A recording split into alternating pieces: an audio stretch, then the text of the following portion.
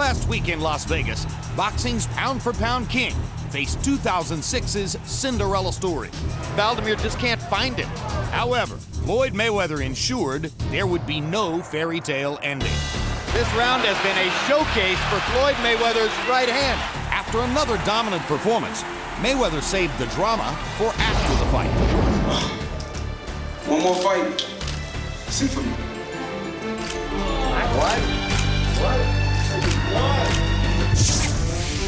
Wladimir Klitschko has long shown the potential to be a dominant force in boxing. Who wants to be a heavyweight champion?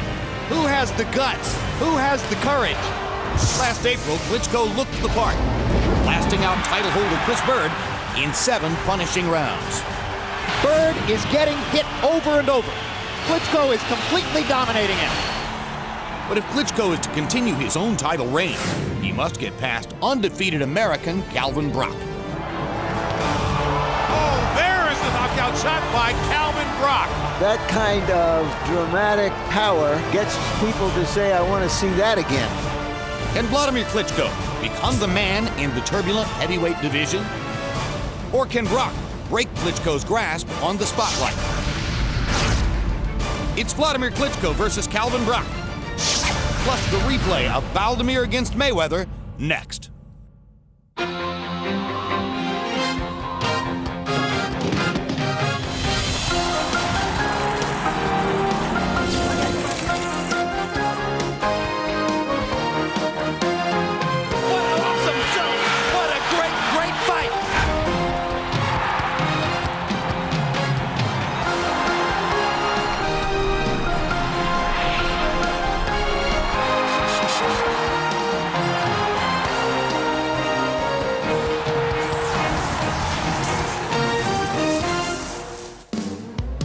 World Championship Boxing is back in high definition from Madison Square Garden in New York City. First, we'll show you a replay from last Saturday night when Floyd Mayweather completely dominated Carlos Baldomir to become the new welterweight champion. Then you'll see live boxing. Heavyweight title holder Wladimir Klitschko putting his belt on the line against undefeated American Calvin Brock. Hello again, everybody. I'm Jim Lampley. Welcome to this edition of HBO's World Championship Boxing, on which we'll show you both the #1 heavyweight in the sport, according to every known impartial ranking system in boxing media, and the #1 pound-for-pound fighter in the sport by acclamation, one right after another.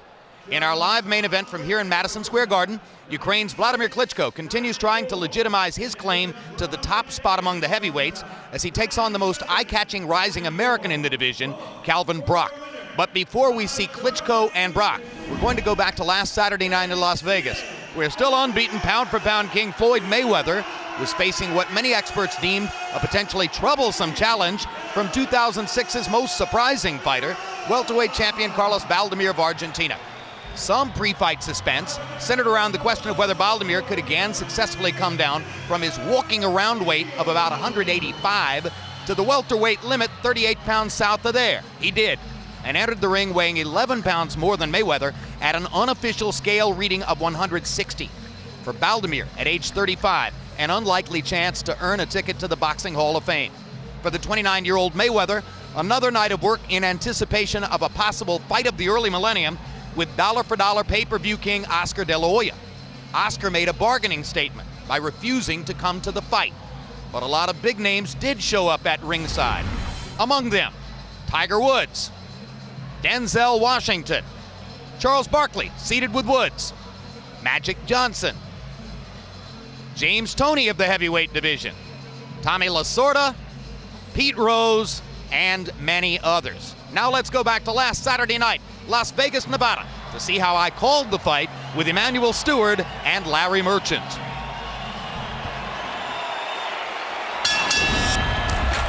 Round 1 begins. Carlos Tata Baldomir and Floyd Mayweather in spectacular leather trunks. In fact, I believe they're ostrich skin. We've discussed this before, Emmanuel. They'll be heavy. They'll probably bring a great deal of sweat. Probably an athlete like this won't be affected very much. I agree with you. As the fight goes on, not only they're longer, more material, and there's heavier material. But Floyd would probably tell you that he could fight with an anchor strapped to his back and be just as good. But so far, Baldomir is making a mistake. He's fighting a technical cat and mouse type of a boxing match, which is going to permit Floyd to be more effective. He cannot be an intelligent fighter, which is what he's trying to do, and fight Floyd. He's going to have to be actually just an animal, just come in and fight. But he's fighting an intelligent fight right now, and you can't do that. When Floyd Mayweather fought Arturo Gatti, there were a lot of ecstatic Gatti fans who thought their man was going to get a chance. Within the first minute of the fight, it was abundantly clear that the speed differential was simply too big. It wouldn't be terribly surprising if that turned up here as well. Well, so far, Mayweather's taking control of the fight already. He's got Baldomir trying to figure out what he's going to do to him, and that's a bad thing to do in the beginning. And there's already a red spot on the center of Carlos Baldomir's nose, right on the bridge of the nose, indicating that Floyd has already managed to strafe him there with either a jab or a power punch. He's too slow to fight a technical fight. Nobody is going to outbox Floyd Mayweather. No, he should just come in and just make him a Wladimir fight. does have boxing skills, but he's got to sell out, and we'll see if he can. Baldomir seems to be taking the first round just to learn for himself exactly how difficult it's going to be to box with Mayweather. Maybe at some point early on he'll make the decision to switch gears. He was able to box some of the time with jab Judah. In fact, he caught Judah with a counterpunch in the 7th round, after which Judah didn't seem terribly willing in the fight. But Mayweather's a much better fighter, and he has a particular very good straight right hand that he does very effective. But Baldomir excited the crowd by catching Mayweather with a little left hook over by the ropes. And now there's blood over the left eye of Baldomir. So already he's bleeding from 2 places in round number 1. Floyd doesn't even seem to have done very much. If he's going to get stopped, it's going to likely be by cuts. Well, particularly with the 13-pound weight advantage, if Mayweather were able to put a man on his back who outweighs him 13 pounds, that would be quite a feather in his cap, as if he needs more feathers in his cap.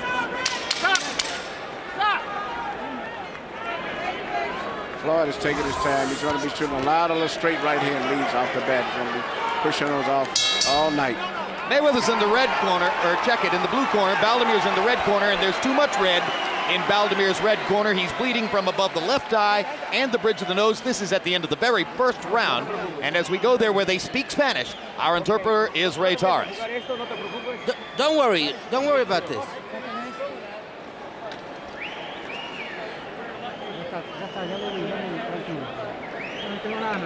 It's nothing.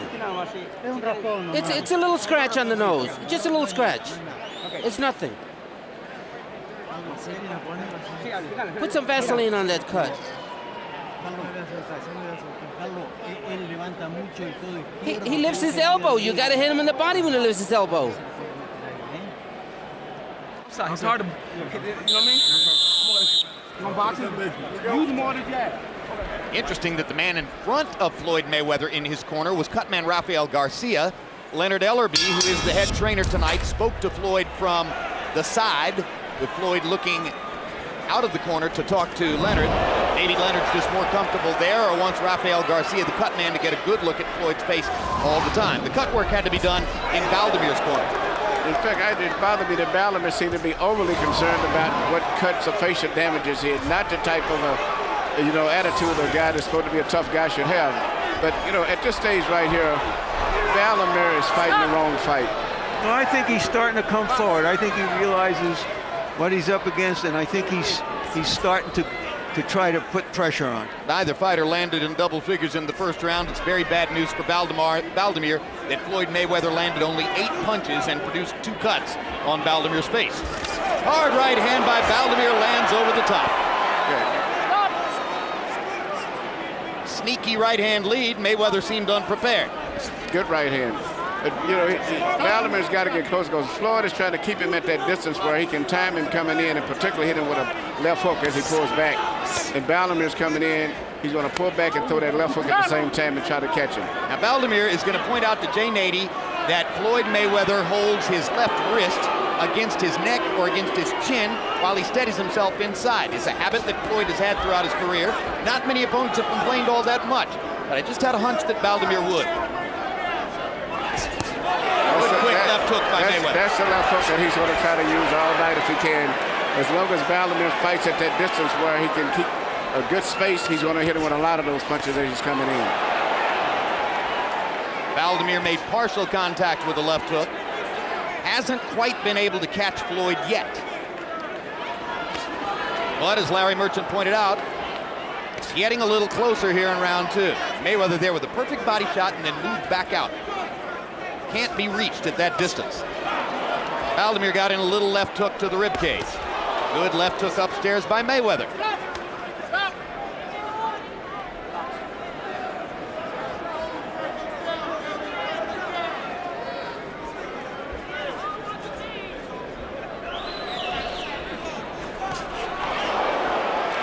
Crowd oohing and eyeing at the big missed right hand. There's a lot of wish here, or so it seems, that Baldomir can compete with Floyd, but then there's a lot of awe at how well Floyd does when he does his thing. Good, quick left hook by Mayweather. Baldomir aware that he's getting tattooed, trying to make it rougher. But you know, Floyd have not been able to land the clean, effective blows that he wants to with on Baldomir still at this stage. But took this little right-hand lead that he likes to throw real straight and fast.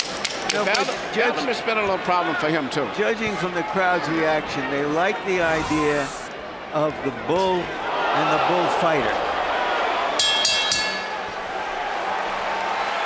Once again, as Floyd Mayweather goes back to his corner, he's fighting without his regular trainer, Uncle Roger Mayweather, who is serving a 6-month sentence for battery in the Clark County Detention Center. And so other voices in Mayweather's corner tonight, and he says he's completely comfortable with that. The man you see in the center, in front of him, is Rafael Garcia, who he credits with wrapping his hands properly. Use a little more feint to bait him in, because he's looking to load up with the right hand. Don't worry about that.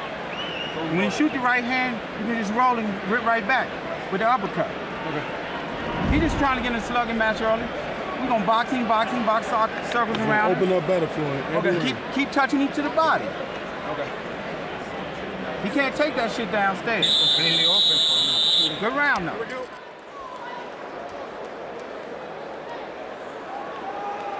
CompuBox numbers in round 2. Mayweather 14 out of 20 power shots. Carlos Baldomir. Wishful thinking said to us yesterday, I think this will be an easier fight than the Judah fight. Judah's faster and has more power. Well, it's not going to be an easier fight than the Judah fight. And I think Baldomir probably already knows that. Mayweather, in the early going, by CompuBox count, landing nearly 50% of his punches and parceling them out on a measured basis. Floyd actually seems to generally take a few rounds, Emmanuel, to start setting up that pinpoint straight right hand, which is his primary offensive weapon. He's getting his range now. He's starting to feel better comfortable with his pet punches, particularly the right hand and the left hook. When he shoots his power left hook, he actually leaps off from his toes, which gives him a lot of power when he shoots his left hook. Once he starts to dial in the straight right hand and target the opponent, he'll throw that punch over and over and over, sometimes 4, 5, 6 in a bunch.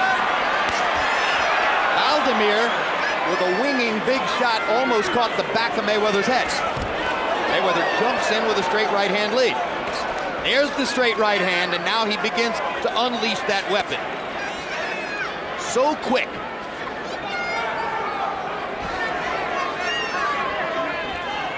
It's not a textbook fight.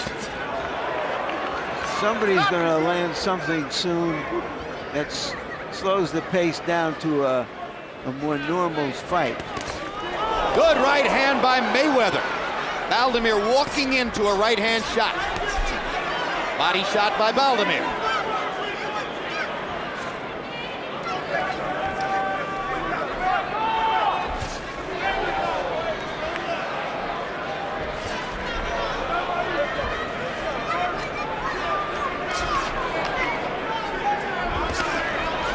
Mayweather can clearly be called a great boxer. He's not nearly as jab-oriented as a lot of great boxers are. You're right, and he's not really a boxer. He has cat-like reflexes, a few little pet moves that he does very effectively, but he really doesn't box per se, like jabbing to the head, jabbing to the body. His favorite is a little sneaky right-hand lead and the left hook, which he leaps at you with. And he just landed that sneaky right-hand lead again, flush on Baldomir's chin. And gets in another counter right hand as Baldomir tries to land the left hook. The difference in speed is big, just as it was between Mayweather and Gatti. But it's not just speed, as Mayweather himself often points out. It is a tremendous skill level that he has. Very good defensive fighter, and he's quick enough to come from the defense to the offense to take advantage of it. Baldomir now decides to begin selling out to Mayweather's body, busting him both in the ribs and on the arms. Probably the best idea. You're watching tape of Floyd Mayweather versus Carlos Baldomir from a week ago in Las Vegas. That's a live shot of the Statue of Liberty behind it in Manhattan, where in Madison Square Garden tonight, heavyweights Wladimir Klitschko and Calvin Brock will face off. A few moments ago, Larry Merchant spoke to Klitschko's trainer, the legendary Emanuel Stewart. Emanuel, for those fans who are not familiar with Brock, what does he bring to the party? Calvin Brock is a solid, basic fighter, not exceptionally in any other area, but he's balanced out in all of his talents. He has a good amateur background. He's never lost a fight, which means he's coming in believing he's going to win regardless.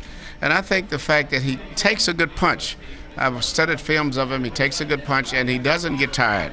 So maybe he's not exceptionally fast or exceptionally a big one-punch fighter, but any mistake or any getting tired, fatigued, anything, he would take advantage of it. He's very solid. Any problem getting Wladimir Klitschko to his peak for an unknown opponent?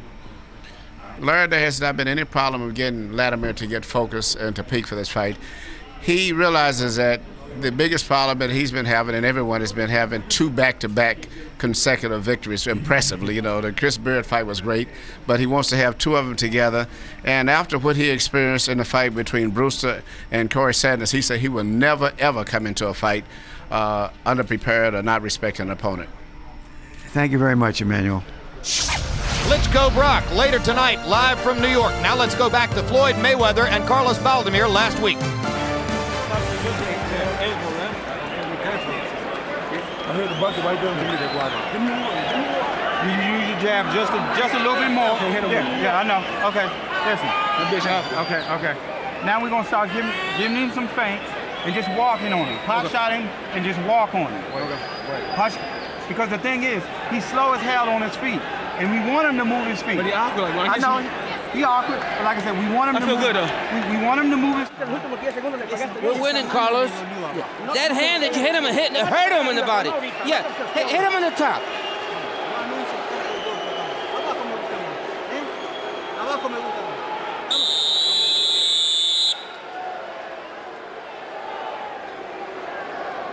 Three rounds in to a scheduled 12-round bout. Number 1 pound-for-pound fighter in the world, Floyd Mayweather, in cream-colored trunks with pink trim. And you saw the CompuBox numbers, which showed Mayweather landing nearly 50% of his punches, while Baldomir lands 12% of his power punches. Baldomir's corner said, "You're winning, Carlos." Harold, what's the truth? No way. 30-27. 3 rounds to nothing. Floyd Mayweather Jr. Jim, I gotta tell you, I love that leaping left hook. Ain't seen nothing like that since the late Floyd Patterson. I mean, he does it perfectly too. He's landed left hook stepping back, left hook's moving back, right hand's moving back. Floyd Mayweather landed all the clean shots. Carlos Baldomir won for an elbow or a forearm shiver in round 3, but 3-0 Mayweather. Baldomir swinging at Mayweather's head and finding nothing, as has been the case through most of the first 3 rounds. Again, I believe the way to do this would be to focus on the body for quite some time. The difference in Mayweather's a lot different than Gaddy, where it was always a body right there. When he punches a lot, he's got to try to not only punch at Mayweather, but trying to lunge at him and do both at the same time, because Mayweather's keeping that distance all the time where he can time him and keep him off balance. And avoid the incoming, because Floyd counters with blinding speed. His footwork makes a big difference. Quick little right hand as Baldomir dived on Mayweather at the ropes.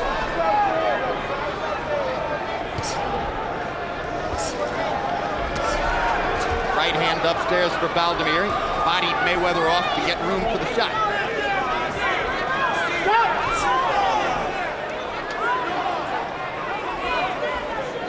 Referee Jay Nady hasn't had a whole lot to do.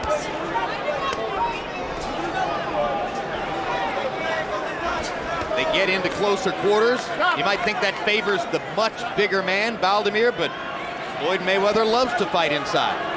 Yeah, he uses his left shoulder and his elbow and his right gloves are parry punches, and then he'll hit you with particularly a little short right hand when he's in that position. His speed advantage is just as significant inside as out.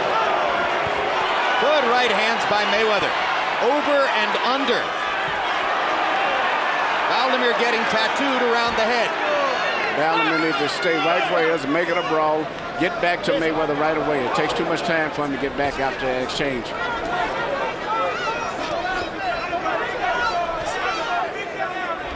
At no point ever in his fight with Judah did Baldomir look discouraged in any way. Here, he begins to show a mask of at least mild negativity as he realizes what the problem really is. Too many punches, too many angles, too good. Baldomir landed a left hook upstairs. Mayweather responded with a flurry of body shots.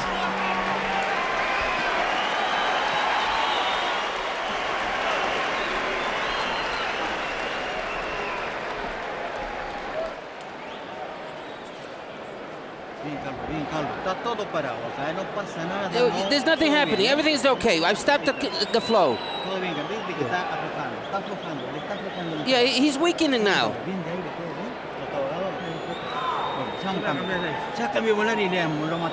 Yeah, and if we change the rhythm, we're going to kill him soon. Everything. Carlos, you're working real good. Right here, you see Floyd doing one of his favorite things. Catching punches with his left elbow and shoulder and coming back with a little counter right hand. And Baldomir's punches are just so long and wide, and it gives a perfect target for a guy like a sharpshooter like Floyd to get inside of his punches. In order to neutralize the faster man, the opponent has to punch harder than Baldomir does. Yeah, but he's got to fight a little closer distance. But actually, I see a little fatigue in Baldomir instead of Floyd. And he cannot afford to slow down. Once he loses his reflexes, Floyd is going to pot shot him. You know, we know that Floyd has confidence in head trainer Leonard Ellaby, the man who's replacing Roger Mayweather tonight. He's showing a lot of confidence in Rafael Garcia, the cut man, too. Rafael gets to talk just as much as Ellaby in the corner.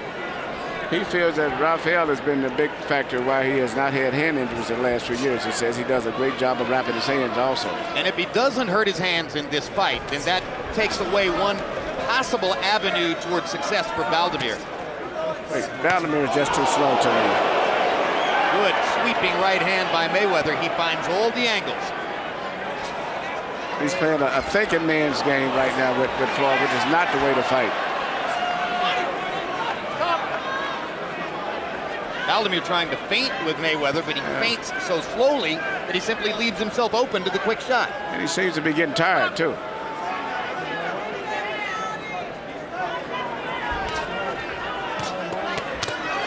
Hard right hand by Mayweather after Baldomir landed a couple of body shots.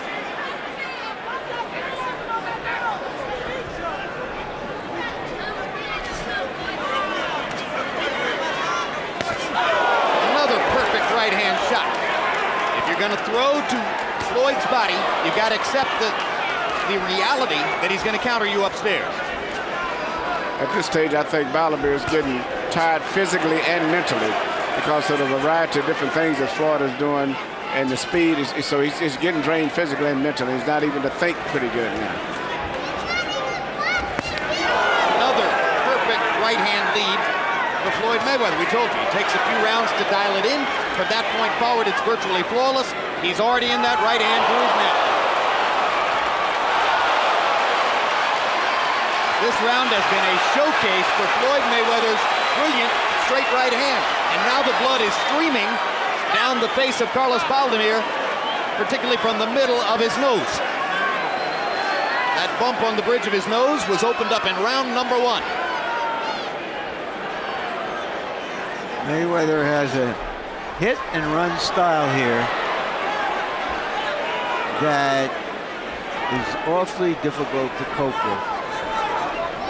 Things are going so well for Mayweather to this point in the fight that you suspect if he dropped a bunt, Baldomir would throw it into left field.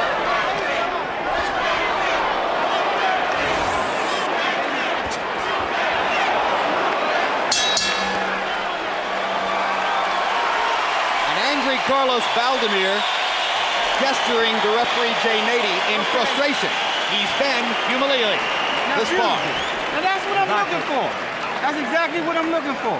You box circles around this guy all day long. He's too slow on his feet. I told you boxing, everything is Too slow on his feet. Huh? Listen. When you're working like that, give me another round just like that. Boxing circles around. Carlos, you got to get closer to him. Put your left foot in between his feet so you can punch. Don't get crazy now. Come on, inside. Right here, you see Floyd landing his favorite little shot, a little short right hand, while Baldomir's throwing wide looping punches. He's punching inside of it with short, accurate punches.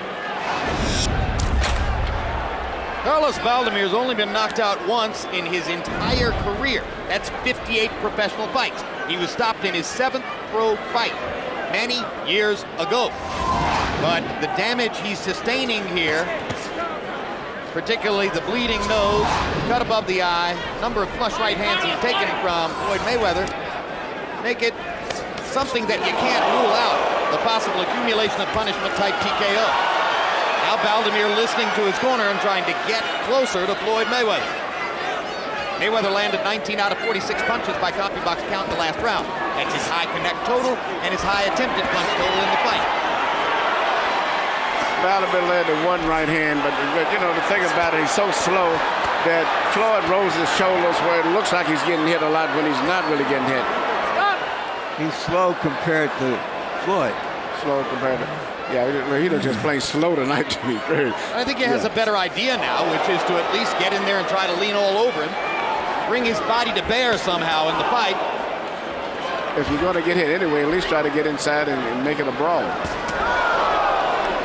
Another flush right hand shot by Floyd Mayweather, and he steps away.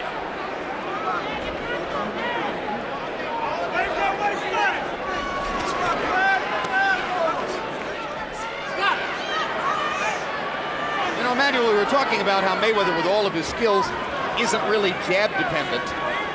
Look at the limited punch output. He only throws 45, 50 punches around in most instances, limiting the opportunities for the incoming, for the counter shot. And he isn't jab-oriented, and he uses his feet so well. How much is he like Roy Jones, his pound-for-pound predecessor?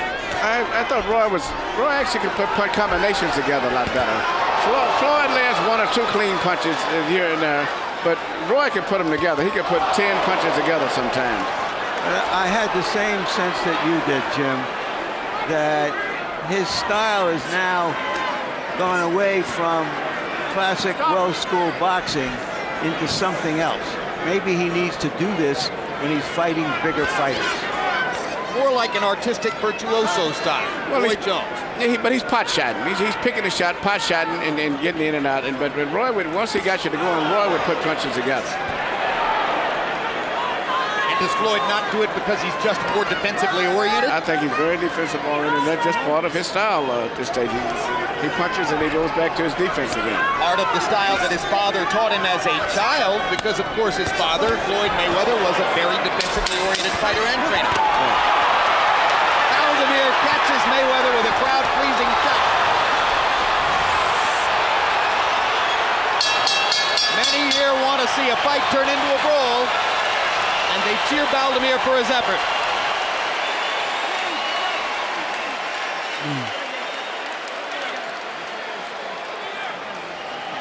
Let's stop the blood now. Let me work on it. All right, Carlos. Everything's nice and calm. Everything's calm. Everything's good. November 21, catch the premiere of the next installment of Real Sports with Bryant Gumbel. Among the stories, a look into the world of blackjack players who beat the house by card counting and working in teams. And December 5, join us for a special edition of Costas Now, featuring the first interview with Sports Illustrated's as yet unnamed Sportsman of the Year. Keep working. You're working good. Keep walking on it. Touching and keep.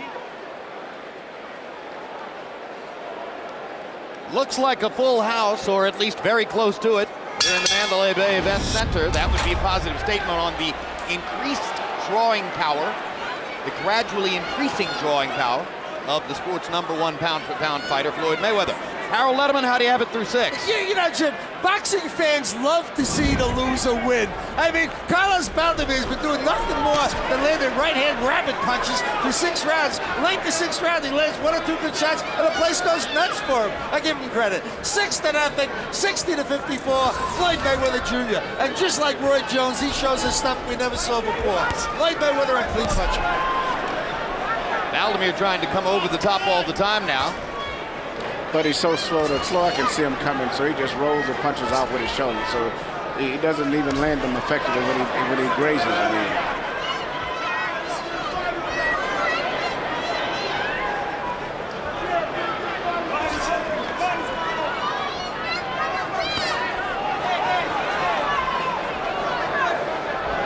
You heard Leonard Ellerby in Mayweather's corner between rounds, Emmanuel, saying no more body work. Let's just work upstairs from now on.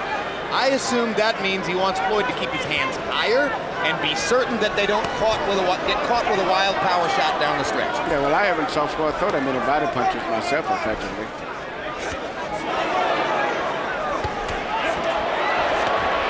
I guess there's not much need to throw body punches if you can land whatever you want. Yeah, Baldomir doesn't move his head. No head on the opponent's head. No, he doesn't move his head. He seems to really, I guess, be proud of the fact that he can take a punch. Well, that's just who he is. He's been that way for 13, 14 years. Grew up in the same Argentine town which produced the great middleweight champion Carlos Monzon. And of course, Monzon's trainer, Amilcar Bruza, is sort of an executive trainer and advisor to Baldomir's camp. Well, Monzon inspired him. And the way he put it was, everybody toils in the shadow of Monzon, but at least I made it to the mountaintop. Right now, he's in the process of toppling off that mountaintop. Stop! Or being toppled off of it.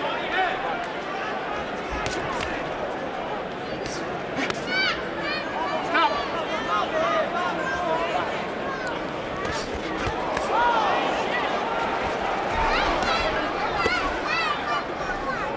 Baldomir starting to get to Floyd's body just a little bit more than was the case in the earlier rounds. Stop! Emmanuel Stewart has told you how effective Mayweather can be using his left shoulder and his left arm to defend inside. Baldomir needs to get right back to what he was doing just before the referee broke him up right there. Baldomir. You are watching Floyd Mayweather and Carlos Baldomir from a week ago in Las Vegas. Just a short time from now, we'll bring you live to Madison Square Garden for Wladimir Klitschko against Calvin Brock, heavyweights. And a few moments ago, our Larry Merchant got an interview with Brock. Calvin, you've dreamed about this, prepared about this for a very long time. Does the moment seem the way you anticipated? Yes, it is. Just like any other boxing match that I've boxed already, and this is a championship that I worked a very long time for. This is the ultimate dream of come true, boxing for the heavyweight title of the world, and I am going to enjoy every second of it when the bell rings. Is this fight about your exploiting the vulnerability to a big punch that Klitschko has shown? This fight is for me just strictly about winning the heavyweight championship of the world. I'm not worrying about what Klitschko has, his arsenal, or what he's going to do. I'm going out there and do what I'm going to do. Thank you, Calvin. Thank you. Klitschko Brock still to come live. Now let's go back to Las Vegas. Baldomir and Mayweather 1 week ago. What? You're fine. You're fine. Like I said, what we got to do, continue to keep touching him down to the body because it's slowing him down. Okay. He don't like it down now. Okay. He taking the shit in the head for right now, but we're going to keep breaking him down. It's a mirror. Deep breath, real deep.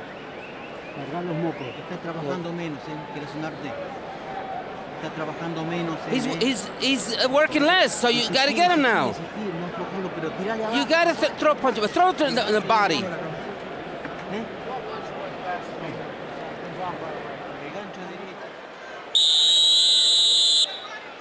So far through 7 innings, we have a Kenny Rogers-style shutout.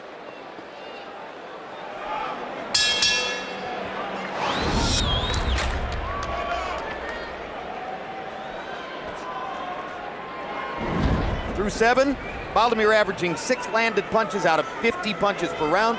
Mayweather 14 out of 38.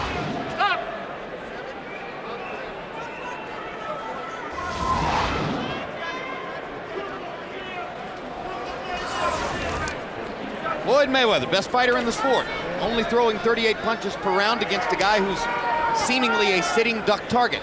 Shows you how defensively oriented Floyd can be. I haven't seen a really serious punch land through 7 rounds. Have you, Emmanuel? No, I haven't. No, I have not. You know, Baldomir's doing this, Ali used to say, like a washwoman type with his delivery. And Floyd has not been able to land that many really devastating clean punches. He lands a lot of the right hands, but to me, don't seem like he has any power on him for the most part. Well, he's fighting a guy who walks around at about probably 30 to 35 pounds higher than Floyd's walking around weight, and who outweighs him unofficially by 13 pounds in the ring tonight. So maybe it isn't that he lacks power, just that he's fighting somebody who's so much bigger. But his punches are not designed to be power punches. Maybe that's the plan, because he doesn't think he can really put a serious dent in Baldomir. This time, Baldomir gets an opportunity because of Mayweather's straight right hand and lands 2 left hooks to the body and a right hand upstairs. That was probably the most threatening moment of the fight for Floyd Mayweather, and now he's in a corner again. Stop! So Baldomir is getting closer, perhaps just because they're into the 8th round and foot movement is beginning to ebb away a little bit. And I didn't see him land any really effective clean punches. I saw him throw a lot of punches, but it seemed like Floyd got away from most all of them. The most consistent punching still has been the little counter right hands of Floyd so far in the last few rounds.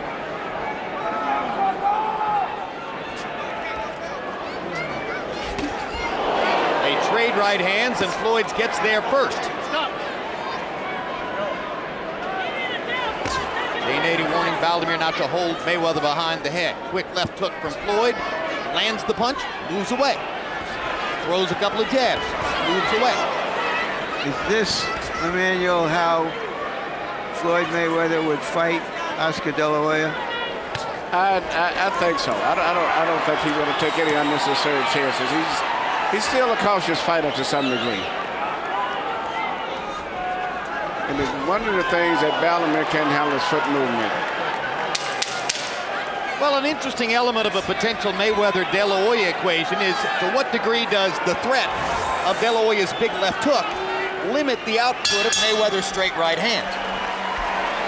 Oscar does have a very good left hook. Bingo. But in particular, you're not going to hit Mayweather with right hands that easy, the way he rolls his shoulders, but the left hook could be effective.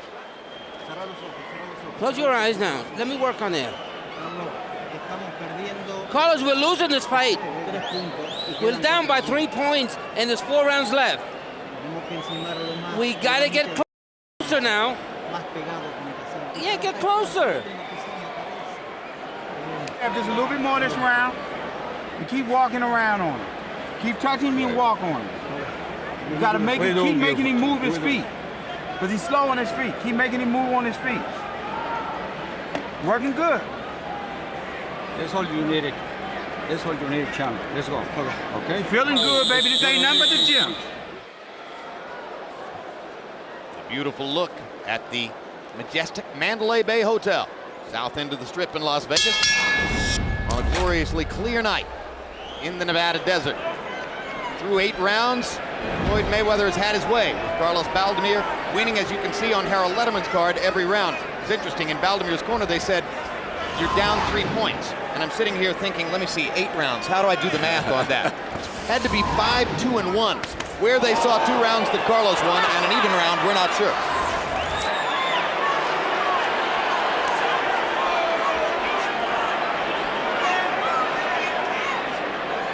In order to have any chance at all, Baldomir's got to embarrass himself by lunging in, selling out, and just trying to make this into a messy This ball. is the type of a fight that I expected him to fight in the beginning, and it's the only kind of a fight that he can fight. Maybe the little pep talk between rounds, I say reality talk maybe, did spur him on a little bit.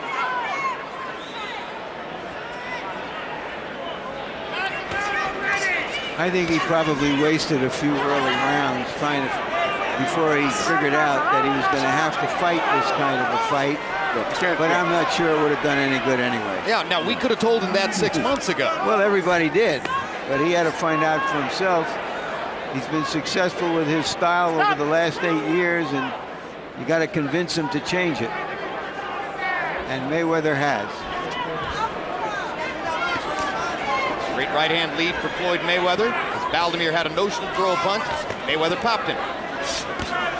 Another quick right hand inside, and a left hook. Baldomir keeps missing. Straight right hand lands, stuns Baldomir.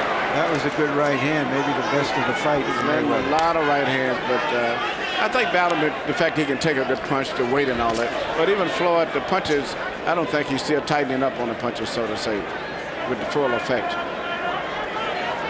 In this round, Baldomir just can't find it. Cannot locate Mayweather anywhere in the ring. And he looks like he's getting tired too.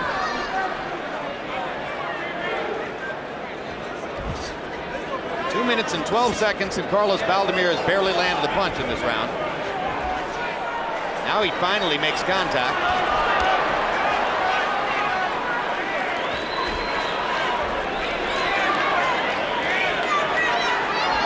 Floyd Mayweather wants to create distance.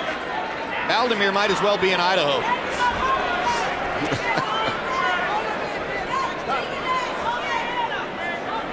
I look around and the crowd, everybody's sitting down, watching respectfully, admiring the fact that Mayweather is such a highly skilled prize fighter. I don't see anybody on the edge of their seats.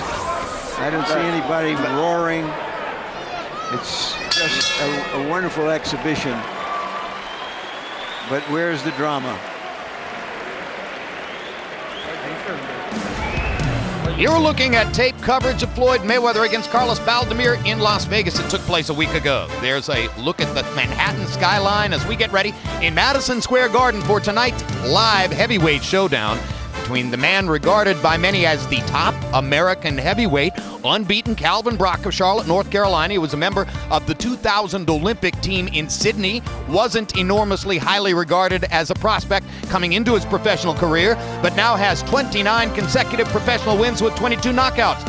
Will he be good enough to beat the man regarded by both Ring Magazine and ESPN.com as the #1 heavyweight in boxing, Wladimir Klitschko? Wladimir still working to rescue the dents in his reputation from his knockout losses to Corey Sanders and Layman Brewster, but on the rise after a huge win over Chris Bird earlier this year. Klitschko in Madison Square Garden with a supportive crowd against American Calvin Brock. Now let's go back to Las Vegas. Working good. Okay. Just keep turning. Keep turning. It's easy fight. Easy fight. Keep turning. Okay. Keep touching him downstairs. Keep touching him downstairs. Touching with the hook to the body and a straight right hand to the body. Keep running into it. And keep checking him with the hook. Don't get discouraged now. I'm too stiff. I'm too tight.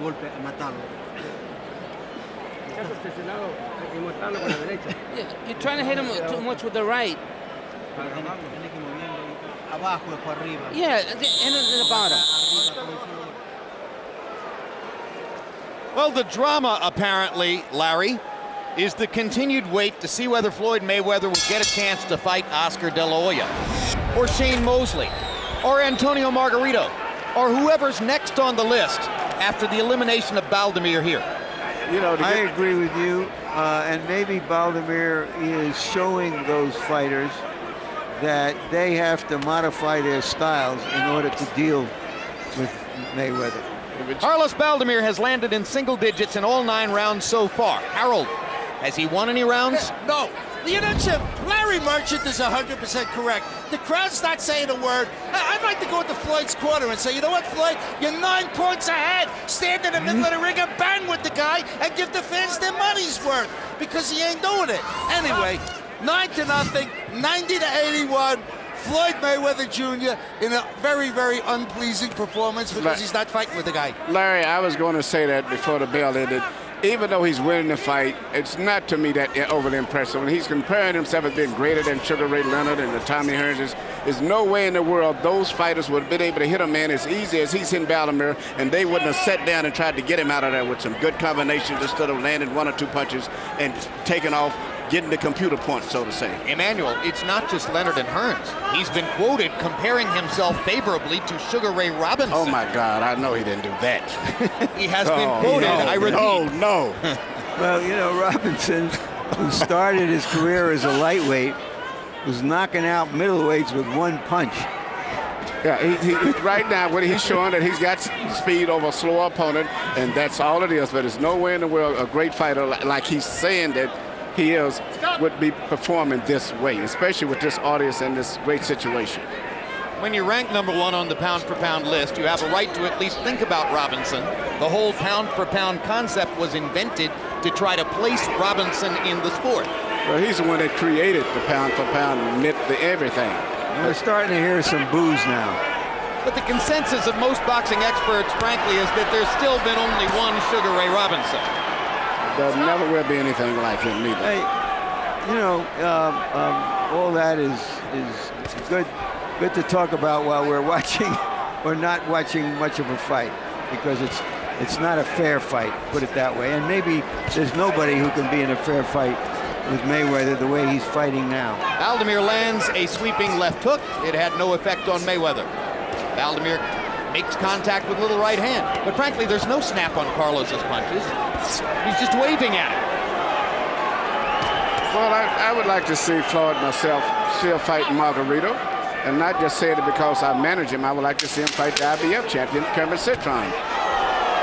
Citron is long-armed and hits hard with the right hand. Does he really have the sophistication? He's a big man, 5'11", and a good puncher. And Margarito is too, because he will not do what he's doing to those guys that he's doing tonight. 10 rounds in the books. If something different happens, we'll let you know. You're not bleeding anymore. You got 2 rounds, Carlos. Just 2 rounds to do it. Yeah, come on. Jab in there, do something. Immediately following tonight's live boxing, stick around for Countdown to Pacquiao Morales 3, a documentary-style look at both fighters as they prepare for their November 18 rubber match on HBO pay-per-view. Take a nice deep breathe deep. Every time you touch him with this stiff jab downstairs, he bracing. Frame him 2 times down there and check him with a hard hook. Fans are starting to trickle out of the arena. In the 10th round, however, Floyd Mayweather threw only 2 or 3 right hands all round by CompuBox count, and the question becomes, has he damaged his right hand? Doesn't look as though it's significant at this stage in the fight, but of course, as you watch the career of Mayweather, that's one of the question marks, and if he's not throwing the right hand because it hurts, that's news. If he's not throwing it because he's protecting it and he's already won the fight, that's not news.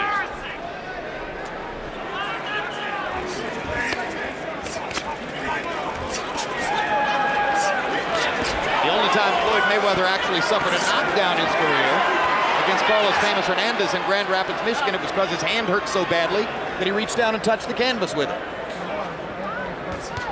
Hernandez didn't even hit him. It was his own punch that knocked him down because he hurt his hand. Baldomir shows enough spirit to occasionally trap Mayweather along the ropes or in the corner and throw a few shots, but he's landing nothing really significant. It was, for Carlos Baldomir, the year of the blue snow, as someone once said. He just had a great year, made a lot of money for a guy who had never made any. I started to say, wasn't it green snow in American terms? There's a left hook for Baldomir. He's not even knowing where he's throwing his punches for the most. He's just throwing punches. But, you know, but still, I don't think Floyd is in serious doubt of getting hit with anything because he sees them coming. Good quick left hook by Mayweather. Floyd backing up all the time now, just pausing occasionally to pot shot Baldomir as he comes in. Landing clean left hooks in this round. It's a left hook showcase round, and once again brings up the question. Not many fighters you ever see, Jim, I'm sorry for interrupting, fight as well going backward as Mayweather. And that's really, I think, what separates him from most other even elite fighters. Joe Calzaghe looked that way going backward in his win over Jeff Lacey, not in his recent showing against Sakio Bika. But what was interesting with Calzaghe, he can even bend to the inside and start slipping and sliding punches and punching up between and then get back and fight outside again. He has unique skills. Round 11 looks very much like its predecessors. The only question here is, why is Floyd Mayweather using his right hand so sparingly now? Has something happened to it which could conceivably be a factor in his continuing career? Or is he simply resting the right hand because he doesn't have to use it to keep beating Baldomir? Baldomir is showing every indication that he would quit if Floyd would really open up with a series of combinations, punches. Good left hook by Mayweather. It was a left hook round. And at some point, we'll ask about that right hand.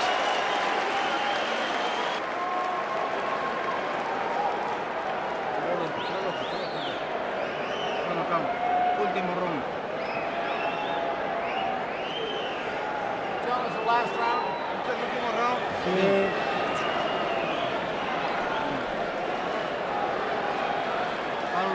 Último round. 3 good minutes of smart boxing. 3 good minutes of smart boxing. That's all I need. 3 good minutes of smart boxing. You have nothing, champ. Nothing at all. So keep boxing like you're doing just now. You don't need to change because he's frustrated completely. When he turns around, Go back out there and touch it. Ladies and gentlemen,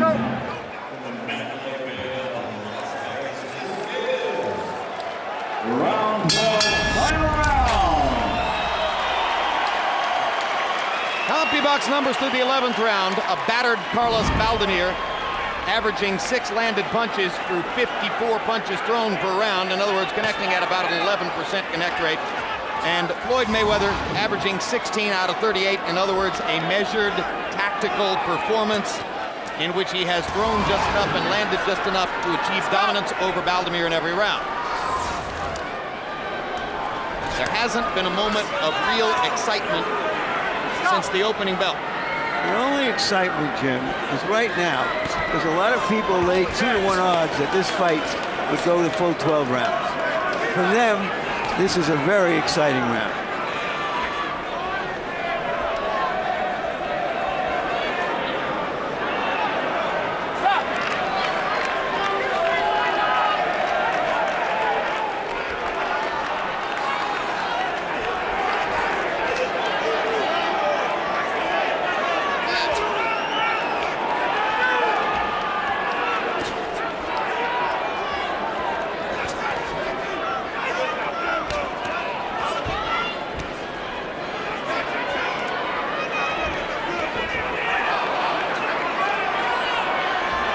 Mayweather grinning at Baldomir in center ring.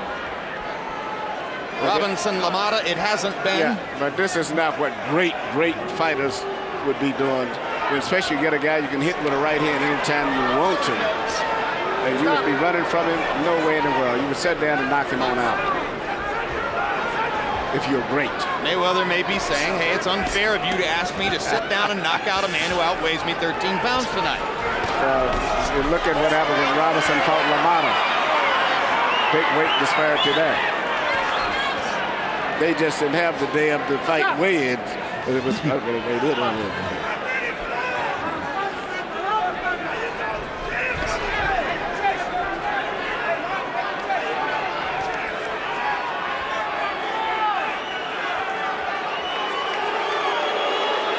Well, a heck of a year for Carlos Baldomir. Teeters to an unhappy end.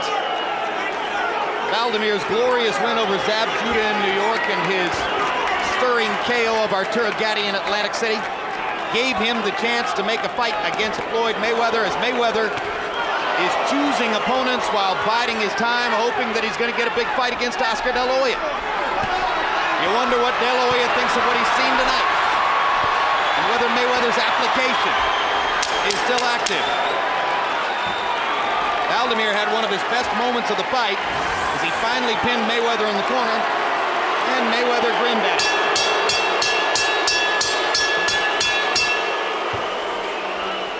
A mixed response from the crowd after a whitewash domination of Baldomir by Mayweather.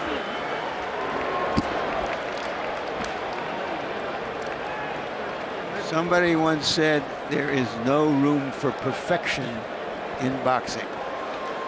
You mean you think it won't sell? Perfection to me is a one-punch knockout, but this was another brilliant display of Mayweather's skill level, his edge over everybody else in the sport, it seems.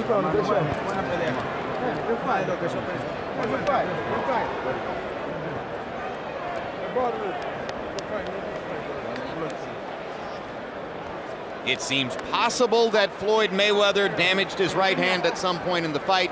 The key evidence would be the way that he dominated the last few rounds with his left hook without throwing many rights. Normally his money punch is the straight right hand. Look at that. Harold Lederman found a round to give to Carlos Baldomir.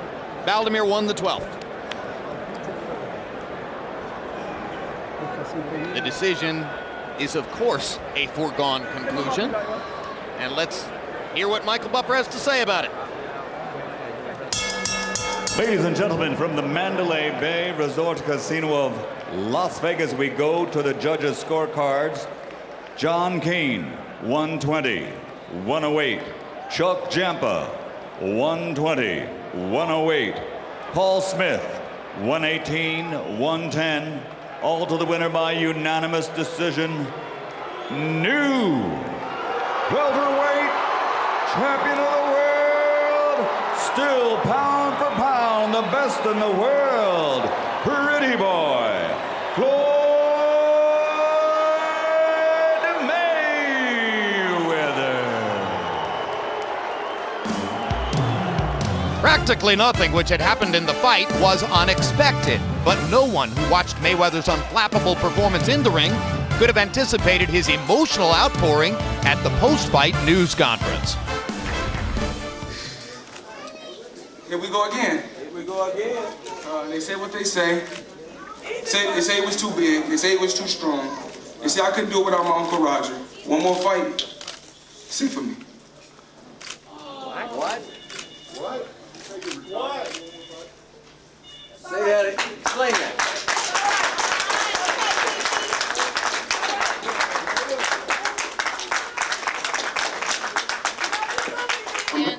I'm happy, man. I'm happy.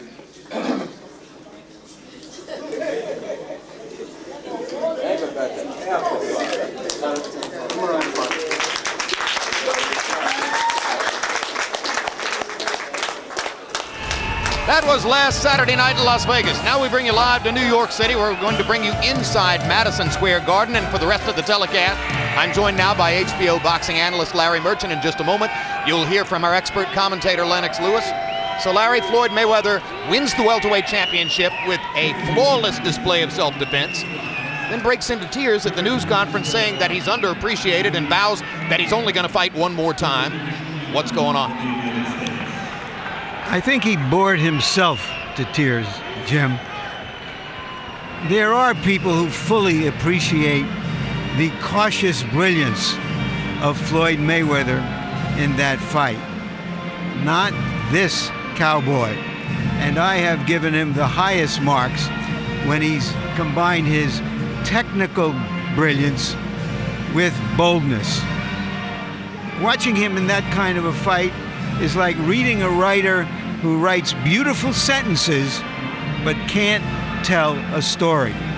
He would say he fought a smart fight, that boxing is hit and don't be hit. When a fighter tells you that, run for the exits, which is exactly what a lot of fans did, including Tiger Woods and Charles Barkley. And how does all of that affect a negotiation for a potential fight with Oscar De La Hoya? Well, we have a situation, Jim, where now he's saying Mayweather that he's only going to have one more fight. And Oscar is saying that he's going to fight on. So how can you really make any sense of all of this? When he fights that way, Mayweather may be unbeatable by anybody in a reasonable weight range. But Oscar thinks he's big enough to beat him, and the deal probably will be made early next week. All right, well, that remains to be seen, but of course, there are negotiations ongoing at this very moment for a possible De La Hoya Mayweather fight. Meanwhile, there was a poignant moment here in Madison Square Garden within the past half hour. And we want to remind you, next Saturday night on HBO pay-per-view, Manny Pacquiao fights Eric Morales for the third time. Each man has won once, and we'll be looking to settle things once and for all. November 25, Boxing After Dark returns with former featherweight champ Juan Manuel Marquez taking on Filipino Jimrex Jaca.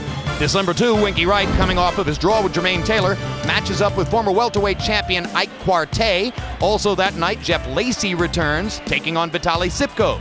December 9, middleweight champion Jermaine Taylor squares off with former 154-pound champ Kasim Uma in Taylor's hometown of Little Rock, Arkansas. And for all that and more, you can log on to HBO.com. Before we move on to the live heavyweight fight here in Madison Square Garden, there was, as I mentioned, a poignant moment on the undercard, a moment which harkened back to the Garden's greatest night of boxing. 35 years after Muhammad Ali's epic first battle with Joe Frazier. The tremendous fight here in Madison Square Garden, which brought Ali back to the heavyweight championship picture after his 3.5-year exile and preparatory fights with Jerry Quarry and Oscar Bonavena. The 15th round left hook and the knockdown of Ali, with which Frazier punctuated his victory in their epic struggle. Tonight, Ali returned to Madison Square Garden as a spectator and elicited a spontaneous roar and a standing ovation as he arrived as a spectator to support his daughter Layla Ali, the #1 attraction in women's boxing. And unbeaten Layla and the crowd had already gone crazy for Layla's dad.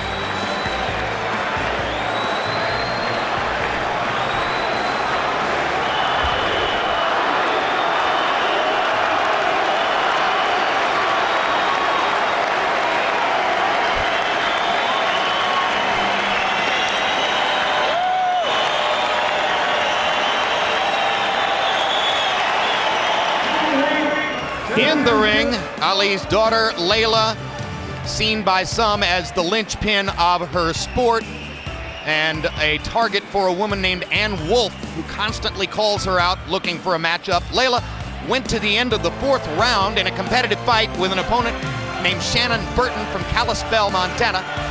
It was not until 2 seconds remained in round 4 that referee Arthur McCanty Jr. chose to stop the fight, giving Layla yet another technical knockout victory, keeping her dossier clean, leaving open the possibility of a matchup between the top 2 fighters in the sport, herself and Ann Wolfe. Now we turn our attention to tonight's main event and another status report on the much-maligned heavyweight division, which is suddenly no longer ruled only by fighters from former Soviet republics in the wake of American Shannon Briggs' upset 12th round knockout win over Belarusian Sergei Liakhovich last Saturday in Phoenix. Briggs now joins Russia's Nikolai Valuev, Kazakhstan's Oleg Maskayev, and tonight's star attraction, Ukrainian Wladimir Klitschko, among the 4 fighters who are carrying around heavyweight belts. Calvin Brock, if he can tag Wladimir and get him to fall tonight, could join Briggs as an American title holder. Joe Louis and Muhammad Ali, they're not, but there's no real shame in that. Lennox Lewis, they're not, at least not yet, and that's the problem. Here's a closer look at how Eastern European fighters momentarily took over the heavyweight division and where they might take it in the future. No longer you hear Holyfield or Tyson. The names sound a little different. Valuev, Klitschko, Maskayev. You name them, they don't sound like guys that came out of the South Bronx.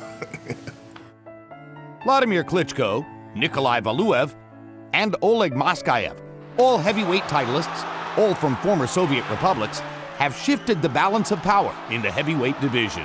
So if the heavyweight division is dying in America, it is alive and well in Eastern Europe.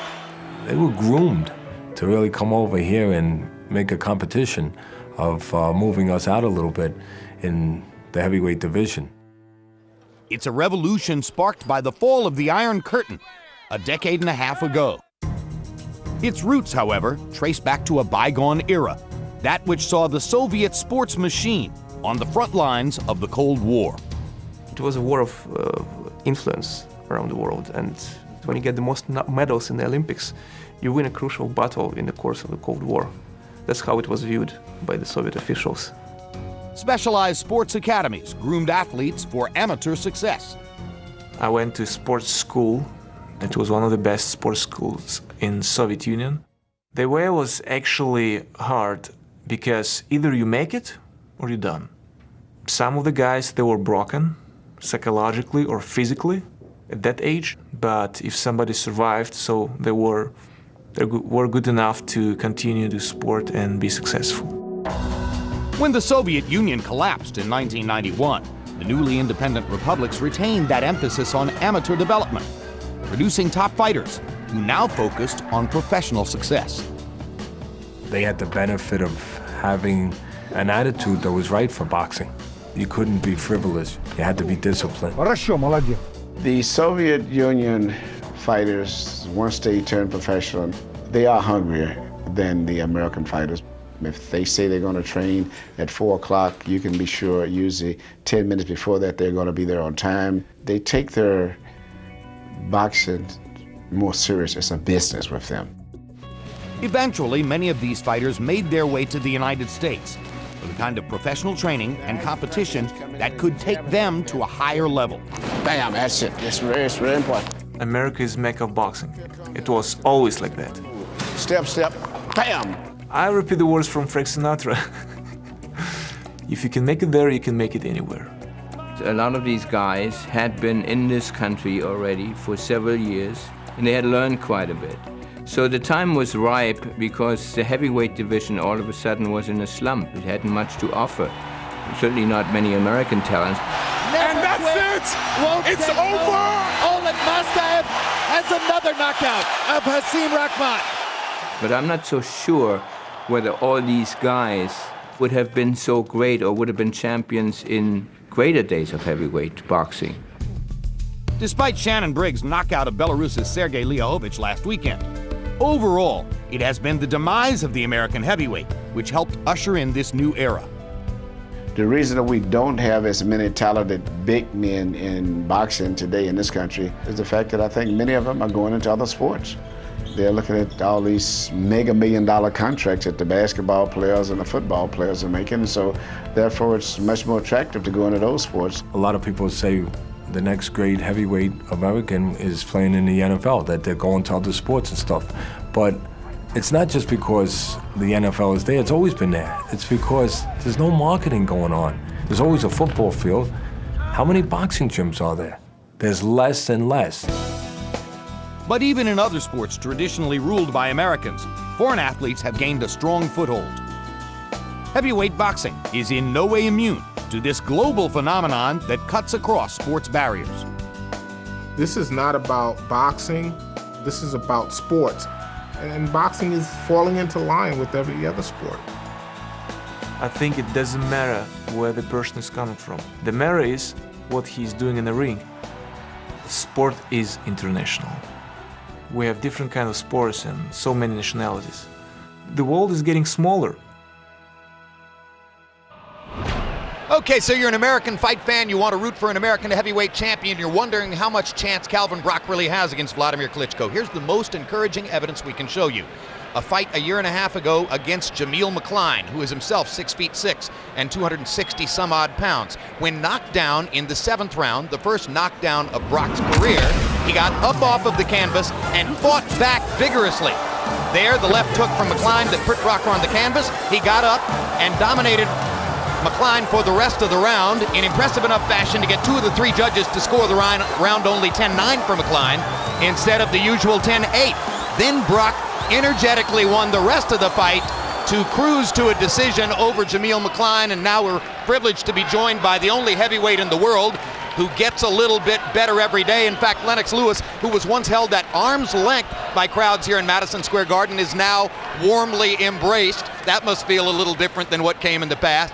As we get ready to watch Calvin Brock against Wladimir Klitschko, how much does it mean to see the way he performed after that knockdown against McCline? It means a lot. It shows he's got great heart. You have to remember, he's undefeated. He's an undefeated heavyweight. He's very hungry. He wants to be heavyweight champion of the world, and this is his chance. Lennox, Vladimir's 6'6", maybe closer to 6'7".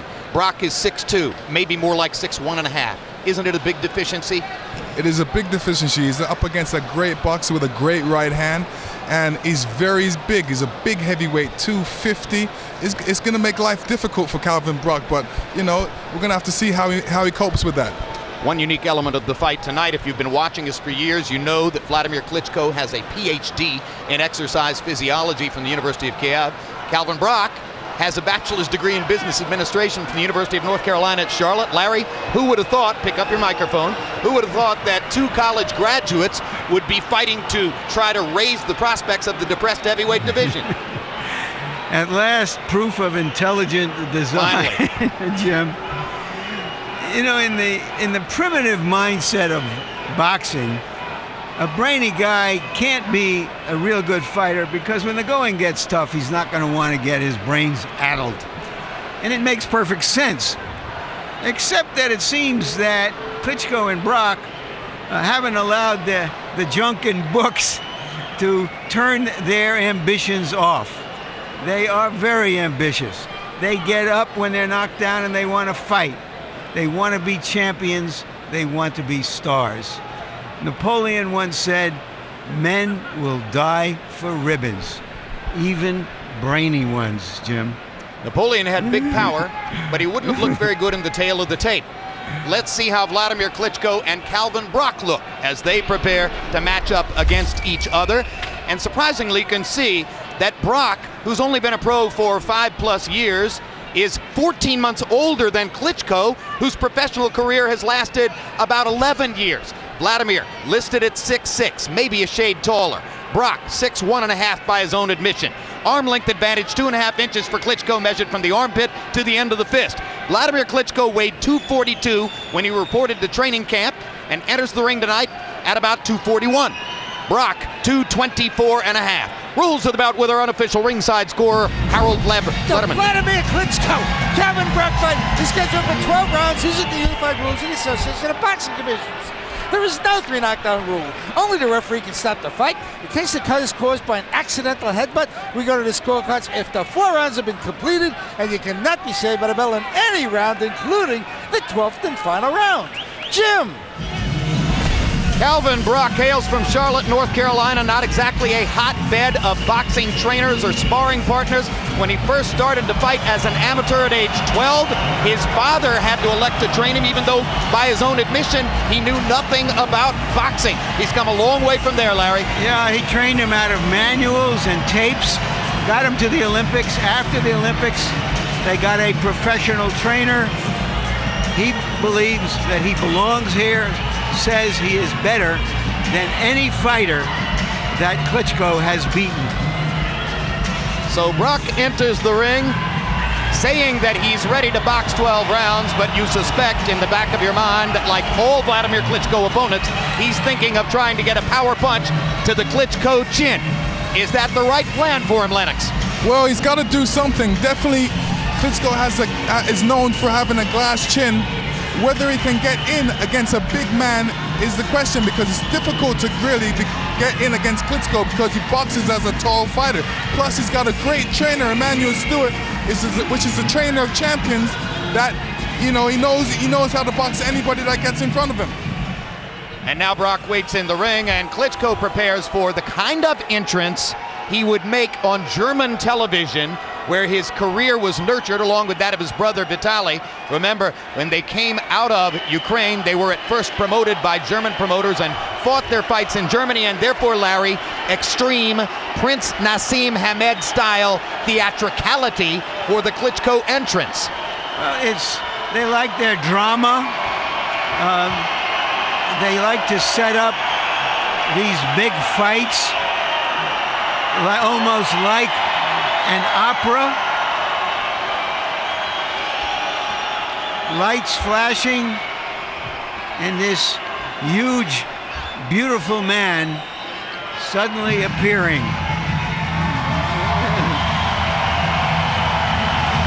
First defense of the belt that he won from Chris Bird in Germany earlier this year. It was his second destruction of Bird, who made a classic misjudgment in seeming to want to fight a big man's power fight against a much bigger man. But interesting, Jim, of the hundreds, if not thousands of fighters who have won belts, he's the only one you've ever heard say, "That doesn't make me a champion." He won't consider himself the heavyweight champion until he beats the top guys out there. Klitschko enters, and as you can hear, despite the fact that Brock is the American fighter, this is a Klitschko house in New York, an international city. Germans, Ukrainians, Russians, and a lot of Americans love Wladimir. Now let's go to ring announcer Michael Buffer for the official introductions.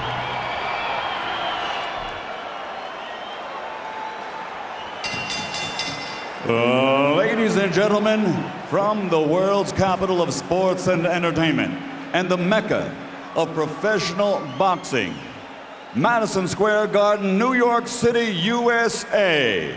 K2 Promotions, in association with Main Events, along with Madison Square Garden, HBO Sports, and RTL, and sponsorship by Mineral Experts, ComAdvice.com, are proud to present the featured bout of the evening.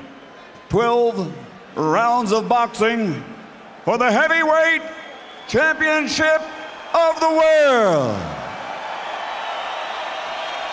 Sanctioned by the New York State Athletic Commission Chairman, Mr. Ron Scott Stevens. The International Boxing Federation, President, Ms. Marian Mohammed, and the International Boxing Organization, President Ed Levine.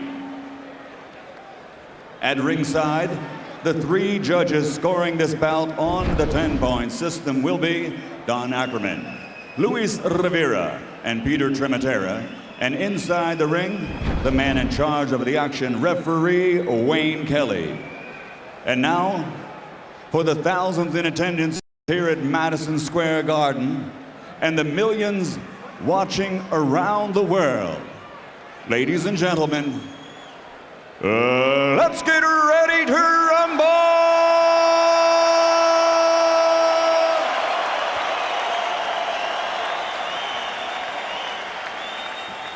Fighting out of the blue corner, wearing white with gold, official weight 224 1/2 pounds. His professional record, a perfect one. 29 bouts, 29 victories, including 22 knockouts, and this U.S. Olympian is the only ranked heavyweight contender in the world today who has never lost a professional bout. From Charlotte, North Carolina, USA, the undefeated challenger, the boxing banker, Calvin Brown.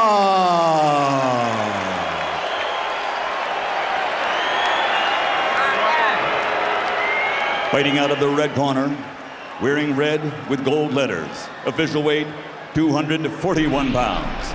Since capturing Olympic gold in 1996, he now has a professional record consisting of 46 victories, including 41 knockouts, only 3 defeats, and 2 world titles. From Kiev, Ukraine, the reigning, defending, 2-time heavyweight champion of the world, the Steel Hammer, Dr. Wladimir Klitschko.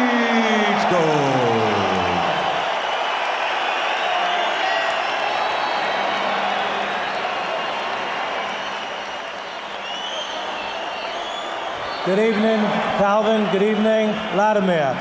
We are boxing for the heavyweight championship of the world. I expect a clean fight. Obey my commands at all times. Protect yourself at all times. Shake hands. Come out boxing at the bell. Good luck. 12 rounds. You don't need a college degree to know that the winner of this fight will have the best chance of unifying the heavyweight division, because he will have the most economic clout, meaning the other top fighters will want to fight him. Vladimir, go over by your corner. Back to your corner. Back to your corner till the bell rings. I'll send you out.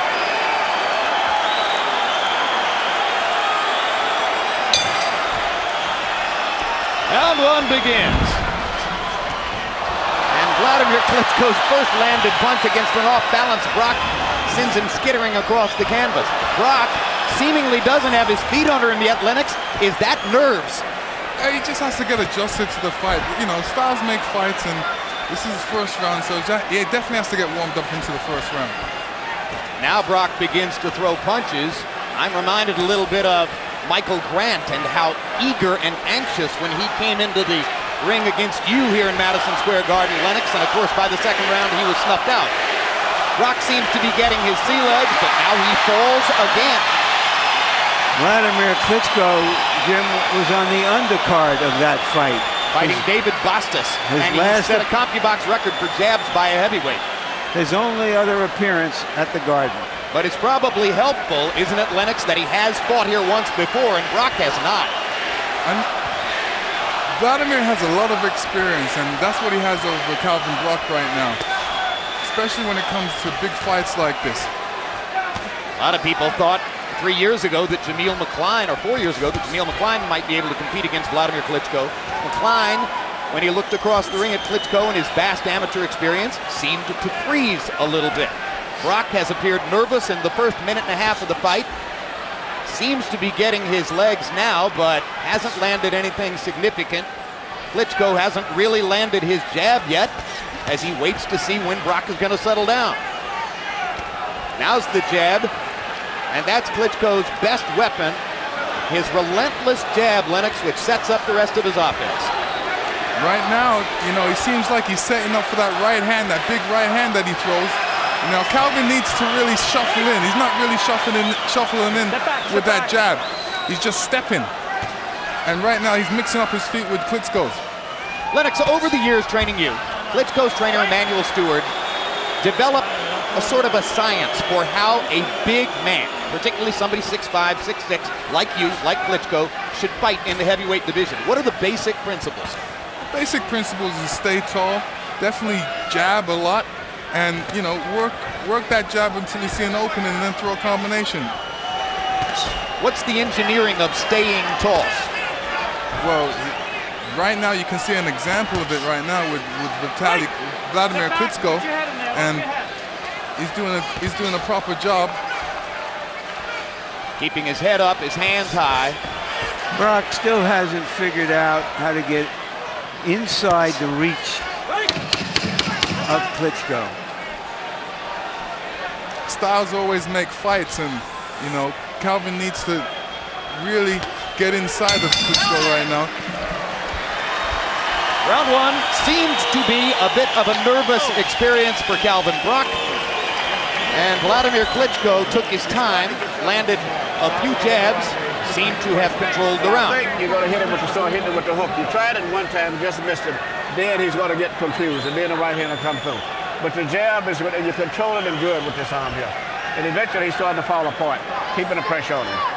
Very good patient fight. Keep controlling it with the left hand. Get him more feints, okay? Listen, when you jab, you throw the right hand to my don't reach in with it. I'm not taking a step in, but you stand there and close the gap on him. All right, if you're going to enter, even though the referee style is kind of break it up, but still go to the body work is good. Right, okay? Here's an example of Wladimir controlling the fight with the jab. And you definitely have to control the fight with the jab, just like Emmanuel says. Klitschko given credit by CompuBox for landing 11 out of 31 punches in the round, 10 of 28 jabs. Brock was seen by CompuBox to land 10 of 36, so it wasn't a particularly busy round for either fighter. And as you saw, Emmanuel Stewart expressed satisfaction with the way Wladimir fought round number one. Calvin Brock's trainer, incidentally, Tommy Yankello, If you're wondering whether you've seen him before, he was with Paul Spadafora, lightweight contender for several years, who did a stint in prison and is coming back to the ring very shortly. Yankello, focusing on Brock, is not going to be working with Spadafora upon the time of his return. Klitschko's jab knocking Brock back a little bit there. There's definitely a reach advantage for Klitschko, and it's difficult for Calvin Brock to get in. He's trying to get in, but it's hard. Yeah. Brock looks like someone trying to find an address, and he hasn't found it yet. Or a light switch in the dark. Calvin, come on, you guys, keep it clean.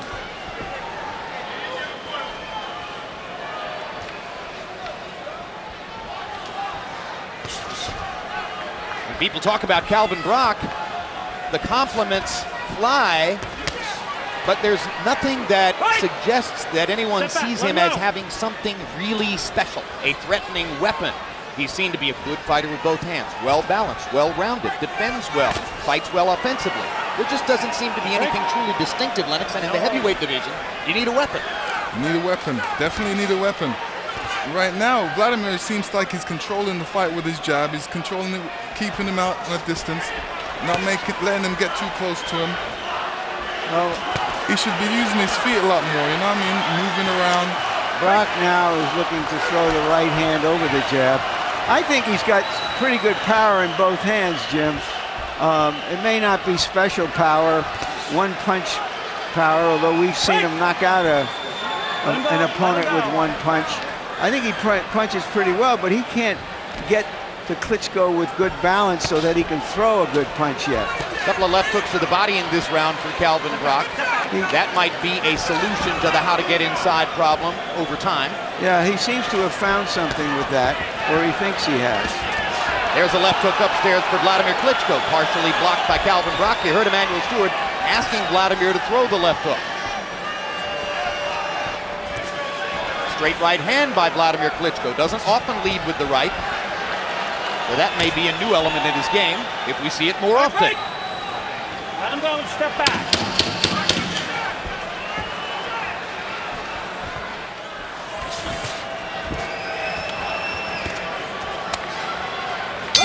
Not a whole lot of contact by heavyweight standards in the first couple of rounds.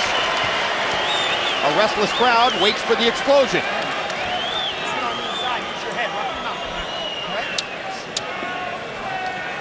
Different looks, but you gotta leave everything off. December 2, live on HBO. Winky Wright coming off his draw with Jermaine Taylor takes on former 147-pound titleist Ike Quartey. 1 week later, middleweight champ Taylor defends his title against former 154-pound title holder Kasim Uma. Two fascinating fights on World Championship Boxing.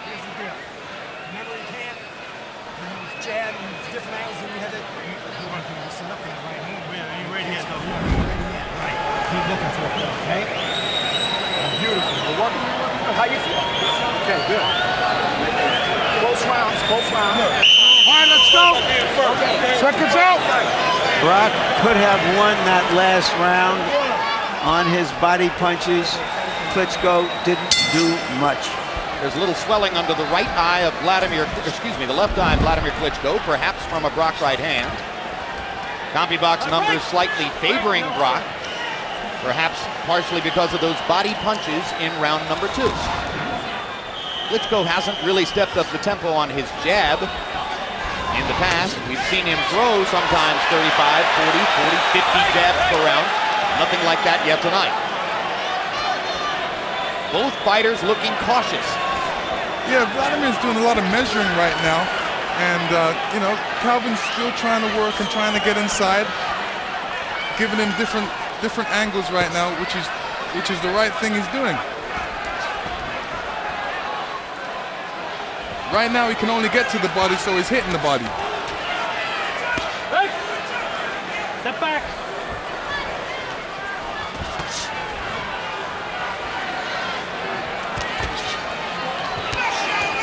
One down. Let him down.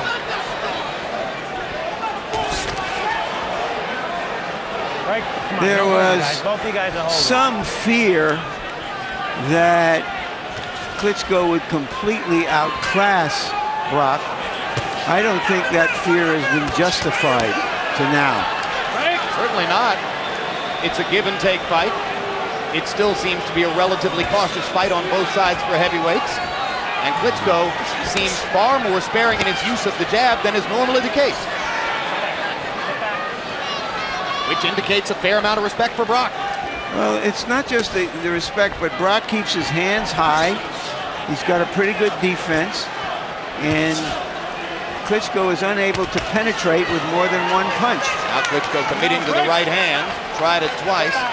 And incidentally, when you're 6'6", you're not going to be, by definition, a body puncher.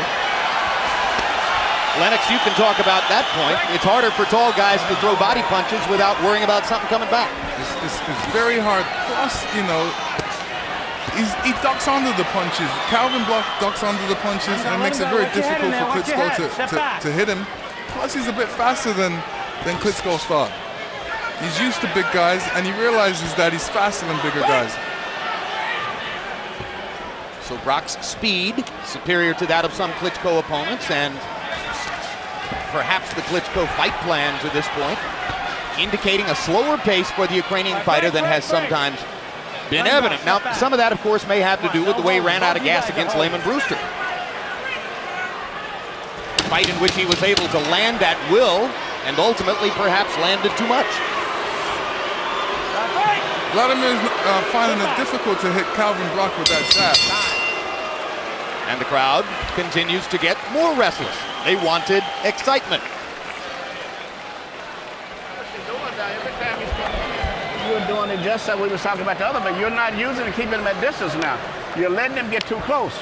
And now he may be winning the fight, believe it or not. Because you've been waiting and waiting, and now you're letting him punch, and you're just leaning in, doing this. You got to start getting your distance and keeping him outside, and then you can catch him. But you're bending into him now. You're not using your distance anymore, okay? And get back to keep him at a distance. He's getting too close to you now. And then Either one are guilty, but you're both guilty, all right? Just try not to hold. I'm going to tell him the same thing. When you're on the inside, and you're throw them uppercuts up the middle. Right. Throw uppercuts up the middle, okay? The main thing is just stay focused. Don't let them. Right. Okay. Right. Keep the jab walking and don't. All right, let's go. Seconds go. Let's go. CompuBox numbers through 3 rounds show a huge disparity in power punching, and you heard Emanuel Stewart talking about it to Wladimir Klitschko. Wladimir only 4 out of 31 in power shots through 3 rounds. Brock getting credit for 28 out of 52. Harold, how do you have it through 3? I got it 2 rounds to 1, 29-28, Wladimir Klitschko. Jim, I gotta tell you something. What Wladimir is doing is he's not snapping that jab, he's pushing it. And it's really costing him. I mean, this is a guy that used to snap the jab, come over the top of that straight right hand. You know, he's a power puncher, but now he's just keeping it out and pushing it out. And that's what's hurting him. Calvin Brock did get in enough in the second round to win that. Third round was very close. I give it to Wladimir. 2-1, Klitschko. Klitschko trying to get his jab going here in the early portion of round number 4. When you hear the encomia from When I say break, take a full step back. Emanuel Stewart for the way Wladimir trained, you might have expected a faster pace than this. But Calvin Brock has landed enough body punches and has shown enough versatility in the first few rounds, perhaps to suggest some questions in Klitschko's mind. Good body punch by Brock with the right hand. Let him go! Wait! No punch.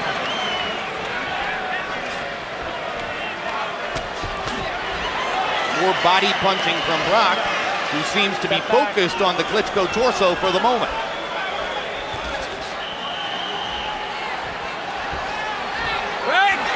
It's just like 2 pieces of an apple that don't quite combine to make a whole apple.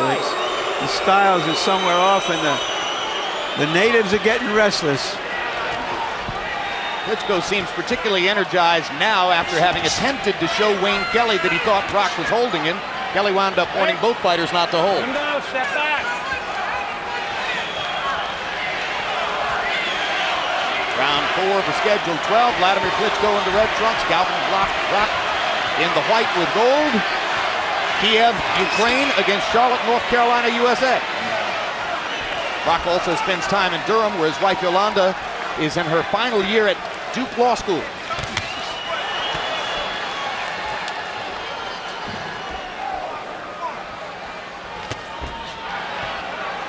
Left hand shot by Klitschko. Brock is doing a great job by not getting hit by even jabs or right hands. And like I said, he's going to the bodies. That's the only thing he's hitting right now, he's getting to, and he's doing a good job at it. Well, Brock's defensive skills were shown coming in the fact that CompuBox numbers showed opponents landing only about 20% of their punches against him over a long series of fights. And that's the kind of percentage that demonstrates that Brock makes himself difficult to hit. Klitschko may be having trouble simply with the fact that Brock knows how to defend.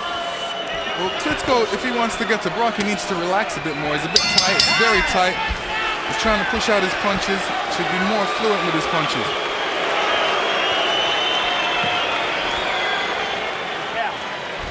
Immediately following our show tonight, stick around for Countdown to Pacquiao Morales 3.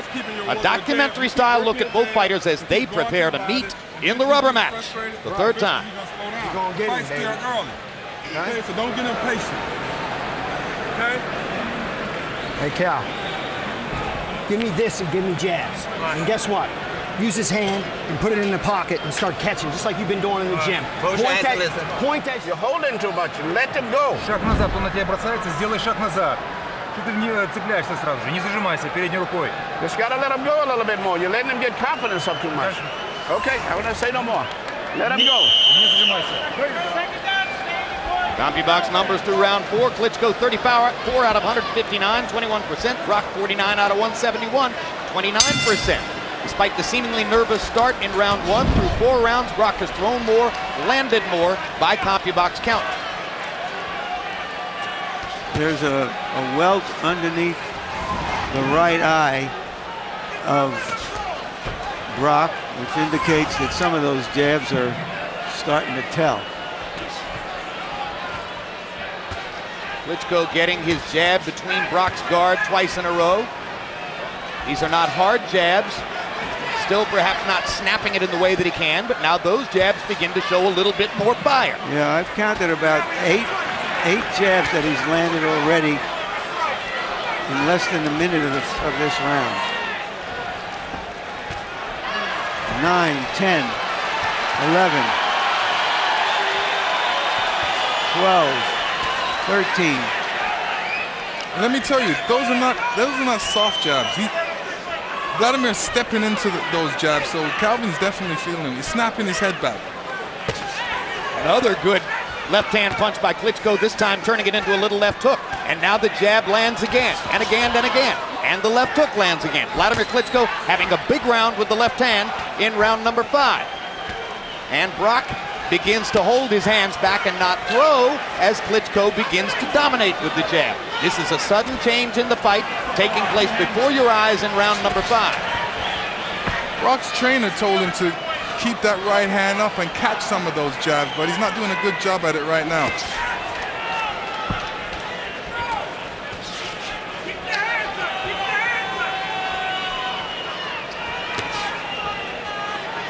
This is when Brock needs to step up, when Klitschko's relaxing and resting a bit.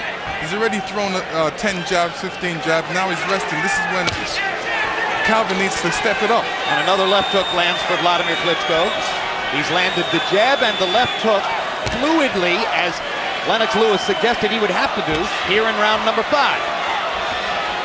Almost as though somebody turned on a light switch in Wladimir Klitschko here in the 5th round. Break, let him go, step back. It was a situation where he was just tight. Now he's relaxed a bit. He's getting more looser and connecting with the jab. Brock's confidence not where it was a round ago. Calvin Brock, highly intelligent man, will try to keep adjusting himself as Wladimir makes adjustments throughout the fight.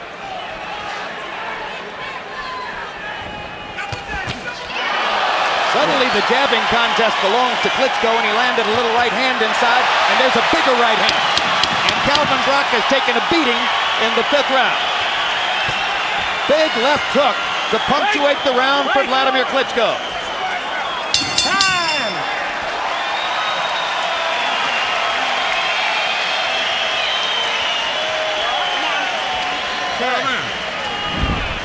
Don't stand in front of the guy. Yeah. Don't stand in front of the guy. Okay. Right back with the right hand. All right, how's your Right hand. Okay. How's your leg? Good. Okay, listen. Yeah. Look. You don't want this guy to get in a rhythm. You understand what I'm saying? You got to get off with your jab. So you got to get off in the jab. Okay. Suck it up. He killing him out pretty good. Okay. You got to stay behind it, baby. Catch it, son of a gun, good. Use different ones, okay? Here's a look at Wladimir Klitschko's jab throughout the 5th round. Bang, bang. You heard Larry Merchant suddenly turning himself into a CompuBox punch counter. Lennox, throughout your career, we saw that when you averaged more than 30 jabs around, you were virtually untouchable. When you were below 30 jabs around, you were often in trouble. Wladimir Klitschko threw 57 jabs in that round. Oh, that's a lot of jabs. And these things, when you throw a lot of jabs like that, that opens other punches up. And that's what he's doing with that right hand. He's throwing that right hand right after these jabs, because what he's done, he's softened him up. He's made him worried about the jab. And Calvin doesn't see that right hand coming. Yeah, and the left hook might start to look pretty good if he can get Brock's right eye to close. As Larry mentioned, it began to swell under the right eye in the last round. Heavyweight average is about 6 landed in 19 jabs thrown per round, so Klitschko exactly tripled the heavyweight average for jabs attempted in the 5th. Most fans here, or many of them at least, really didn't know who Calvin Brock was. But now that they see him staying in there with Klitschko, who now that has they see blood coming from Klitschko's left eye, which I think was the product of a butt, or an accidental butt. Right, they're chanting USA, USA. That cut looks like it's alongside the eye, not in a dangerous place. Calvin's father told him he's standing in front of him, and he's still standing in front of him. He needs to definitely move around him and give him different angles. So there'll be work for Klitschko's cut man Jacob Duran to do between rounds. Klitschko trying the right hand over the top. He's throwing that punch with a great deal more abandon than before. Brock gets his first tackle of the night on his 2nd trip to the canvas. Over there. It looks like there's a bad cut. It looks like a bad cut over Wladimir Klitschko's eye. Well, that could make scorecards vital and important, because if the fight gets stopped due to a cut over Klitschko's eye. Only if it was ruled a butt. And I think it was, but we haven't seen an official ruling from the New York State Athletic Commission yet.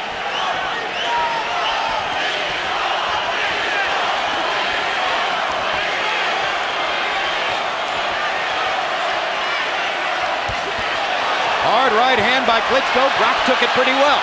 Wladimir tries to get back in position to throw another one.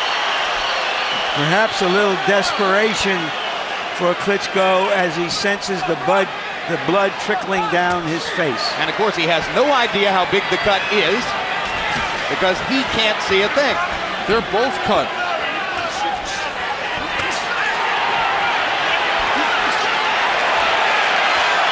Fight getting rougher. Crowds liking that. Klitschko trying to sell out a little more on the right hand, Lennox.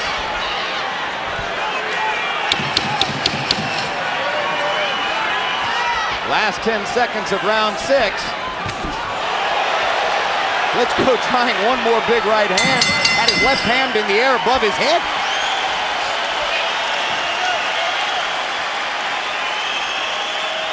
And for the first time, the crowd stands and applauds the action in the wrist. You got to throw the left hook right hand, okay?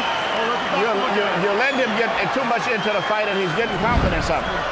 When you take a step back and you let him miss, throw your right hand. You understand? You pull back and let him miss and be out of position, then you don't throw the right.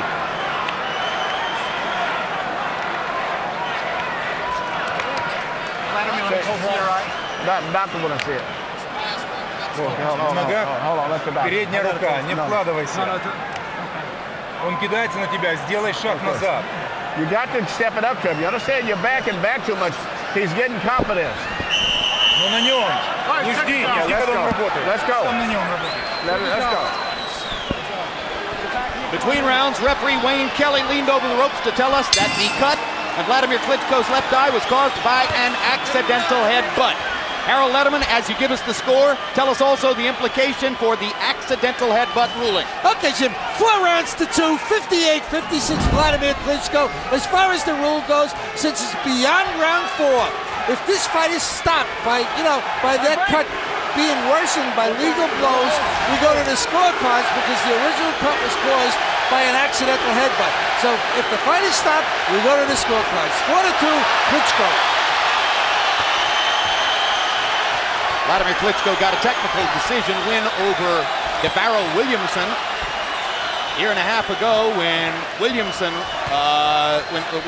managed to cut Klitschko over the eye as the result of a butt, fight was stopped. Klitschko was leading on 2 of the 3 scorecards and got a win.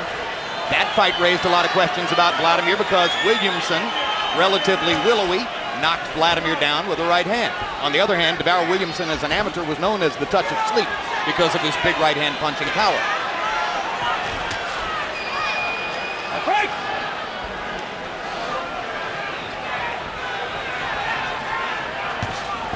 There's a much bigger sense of urgency in the face of Wladimir Klitschko now than was the case in the first 4 rounds of the fight when he seemed sometimes to be sleepwalking. There's another good right hand for the Ukrainian star. And a big right hand by Klitschko, and he thinks he's got Brock hurt.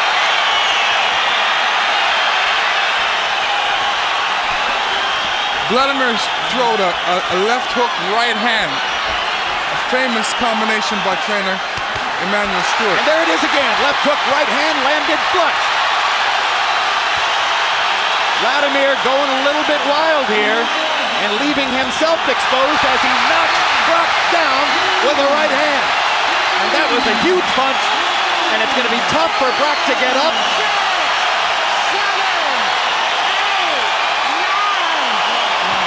And Wayne Kelly's going to stop it. A knockout win for Klitschko in the 7th round. Boom!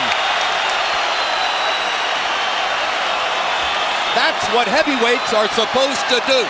Like I said, Vitaly Klitschko, Wladimir Klitschko has a great right hand, and not too many boxers out there can contend with it, especially when he sets it up with that jab. When you set it up with that jab, you find it difficult to throw that, to catch that, or even see that right hand. And he did a marvelous job throwing that right hand tonight. Yeah, when I started the countdown in about the 5th round, and he was seeing that he had to force that jab, that's when he set this up 2 rounds ago with the jab. 2:10 of the 7th round. Klitschko closed the show, landing 9 of 17 power shots in that round.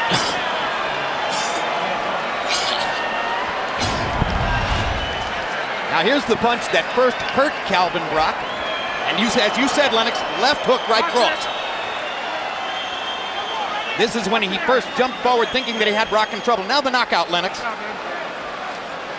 He sets it up with a jab, right hand. Now the big problem with that, with Calvin, is the fact that he stood there. He was right in front of his face for that right hand. He needed to show him more movement, more angles, but he was standing right there. All he had to do was throw a right hand. Calvin was there for it. Brock beat the count, but as you saw, referee Wayne Kelly assessing Brock's balance, decided that it might be too dangerous to allow him to continue. The stoppage reminded me a little bit, Lennox, of the way that your fight against Oliver McCall was stopped. You were on your feet, your balance was a little shaky. What do you think of that stoppage? I think it was a good stoppage. He was definitely hurt, and the way he went down and landed on his face and tried to get up, I'm glad the referee stopped it. All right, let's go to Michael Buffer for the official particulars on the knockout. Ladies and gentlemen, this fight comes to an end as referee Wayne Kelly, following the knockdown, calls a halt to the action. The official time, 2 minutes, 10 seconds, round number 7. The winner by knockout victory, still the reigning and defending heavyweight champion of the world, the Steel Hammer, Dr.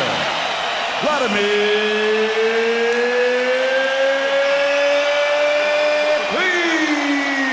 Klitschko. In retrospect, Lennox, a fascinating fight because I think you saw 3 or 4 rounds of bad Klitschko and then 3 rounds of good Klitschko. And that may be a statement on what it means to have Emmanuel Stewart in your corner. Trainer of champions. Brock. Go ahead. No, I was saying Brock stood right in front of. You don't stand right in front of a guy that can punch. always important to show him different angles, make it hard for him to hit you, and in this case, it made it easy for Klitschko to hit Brock. Most of the 90 punches on which Klitschko connected were jabs in the first 6 rounds, but power punches told the story in round 7. Wladimir winding up with this edge in jabs, landing 62-26 for Brock, and there was a moment early in the fight when Brock had the edge in that category before Klitschko stepped it up beginning in the 5th round. Now Larry Merchant stands by with the winner. Thank you very much, Jim. Congratulations, Wladimir. A lot of people didn't know what to expect from Brock. Did you know? Were you in any difficulty in trying to solve his style early in the fight? Yes, I did, as you have seen. And Kevin Brock is very difficult to reach and to hit. His protection is very good, and he feels punches very good. That's why it was not so easy to get him in the first rounds. First I have to get the distance, and then actually I supposed to finish the fight maybe 2 rounds earlier. But anyway, it was great experience to go through another undefeated fighter. I've really fun to defeat undefeated fighters. Because they can be awfully difficult to beat, because they will stay as long as they can, thinking they have a chance to win. That's exactly the issue, and Kevin Brock, in my opinion, he was, I think, the best heavyweight right now out there, even if he doesn't hold the title. When you got to start with your jab, you set up the close, and please describe for us, Wladimir, in this monitor, what you see and how the fight ended. Of course, with the left wide hook, what usually Kevin Brock did, or still doing, it was actually easy to hit him with the right hand, but it's all about timing, and I should do it in the early rounds, not in the late round. All right. Did you feel any urgency because of the blood coming from your eye? Yes, it was another headbutt, which was my mistake. I allowed him to come closer, and actually all cuts which I've got, most of them, almost everyone from headbutts. So you felt some urgency, you started to land your jab, and then you went for the knockout. Is that a fair statement? I think that's the right description. You had a very tumultuous welcome here in New York. Nobody knew what to expect. A pretty good crowd. Max Schmeling, he once told us, said, to be a champ, you got to fight in the U.S. What is your reaction to the crowd's reaction to you? I'm really thankful to everybody who got to the show tonight, because each sold ticket, part of the ticket was going to UNESCO project to build new schools in Namibia, Africa, for those children, because they have, without education, no future. So now they will get at least $250,000. We will see, it shouldn't be more, because I see the arena is full, so I'm expecting good number. You said you won't feel like a champion until you can beat all the other guys with belts. Do you have a preference now on who you would like to fight next? I think anyone who holds the title. It doesn't matter who, one of them. Thank you very much, Wladimir. Congratulations again. Jim? All right, thank you very much, Larry Merchant. So Wladimir Klitschko gets a knockout win over Calvin Brock to try to cement his status in the eyes of many experts as the #1 heavyweight in the world. Let's talk right hands. Yours was the bomb. I mean, when you hit somebody with the right hand, there was a thudding effect, and about 10 seconds later, they'd say, why am I still woozy? I think Vladimir's right hand is maybe a little quicker and a little sharper, if not as heavy as yours. What do you think? I would say it's about the same. I wouldn't say it's better, but he has a terrific right hand. Like I said it from the beginning. You know, not many heavyweights are going to contend with his right hand. And if they get past the jab, they're going to feel the right hand, and he's got a powerful jab. And he throws the jab a lot of times out there. He keeps it busy. That's what softens his opponent up, and then he ends it all with the right hand. Everybody talks about the vulnerable chin. Is his offense his best defense? I mean, my feeling is when he's coming forward and jabbing, the chin may not matter. Well, you know, they only talk about his chin in one fight. Evidently, if you look over his last few fights, the chin hasn't come into play whatsoever. So that's out of the books. His chin has gotten tougher. All right, thanks a lot, Lennox. Larry Merchant. Wladimir Klitschko starts sluggishly, it seems, and then suddenly wakes up, begins throwing a bushel of jabs, and from there, it was strictly a matter of time. There's nothing as exciting in boxing as a heavyweight fight, even when it doesn't look yet ready to explode. And when it does, you can still hear the noise in this arena.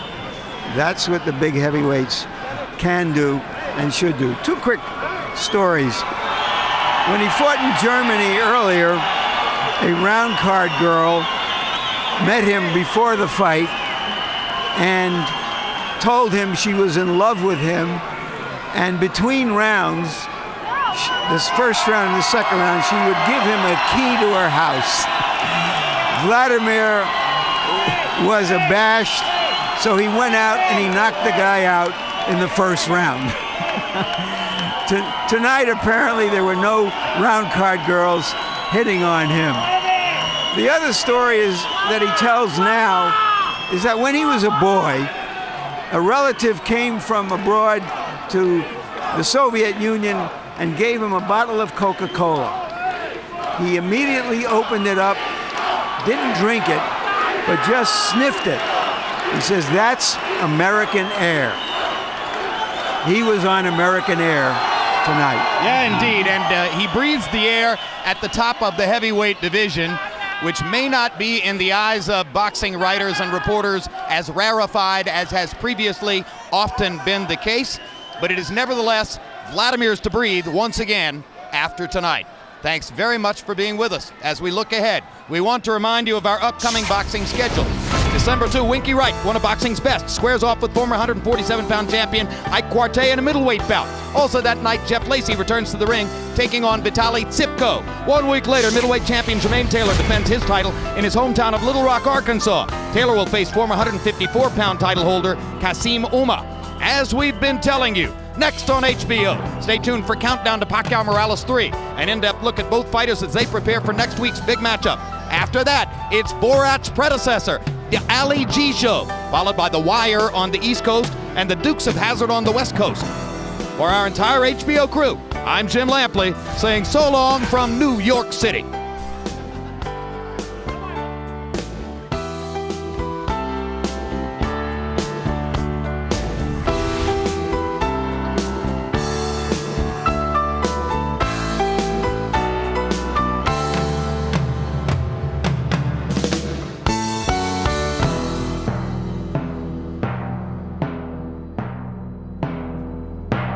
This has been a presentation of HBO Sports.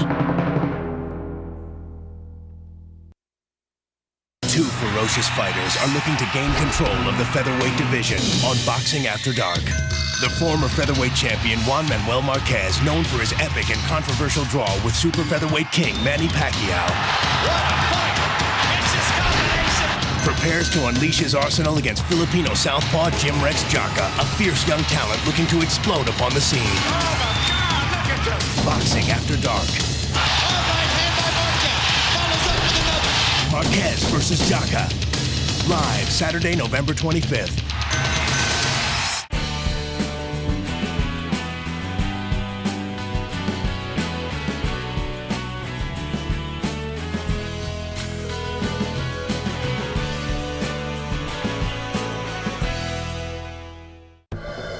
Next on The Wire. What are you still doing here? Ain't nobody want you here. Watch your mouth. You big. You're not big enough. I got a problem I can't bring to no one else. The Wire, tonight at 10.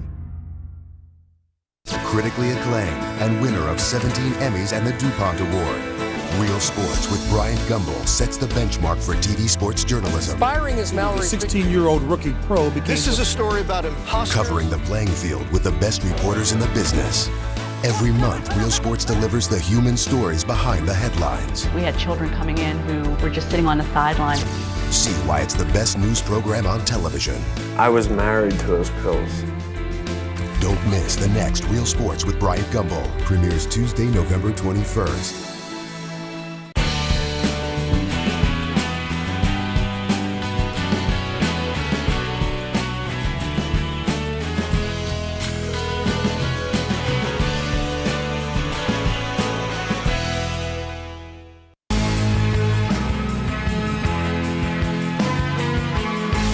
And now, the HBO Sports presentation.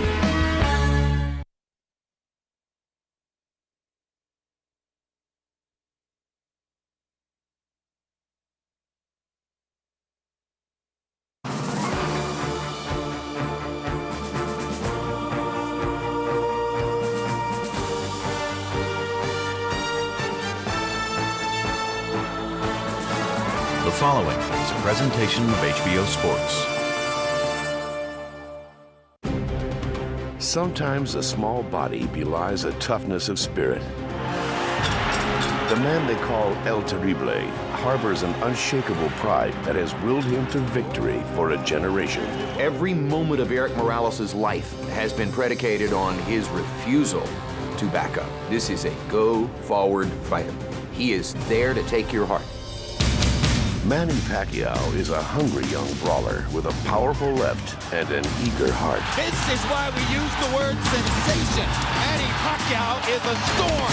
This was a typhoon that had come across the Pacific. He's inspired an impoverished nation to hope and has become its crown prince. Here's a kid who sold stolen cigarettes on the streets so he could eat and becomes his country's most celebrated citizen. Chapter 1 of their tale began nearly 2 years ago when the veteran warrior outdueled boxing's hottest sensation. And Morales chases him across the ring and says, "Let's fight."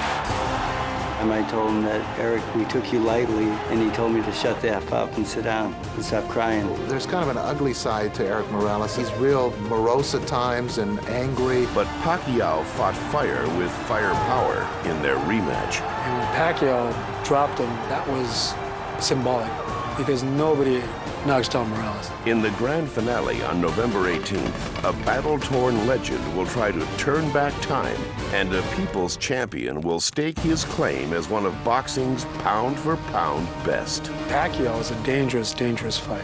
To take him 3 times is almost suicide. This is the countdown to Pacquiao Morales 3.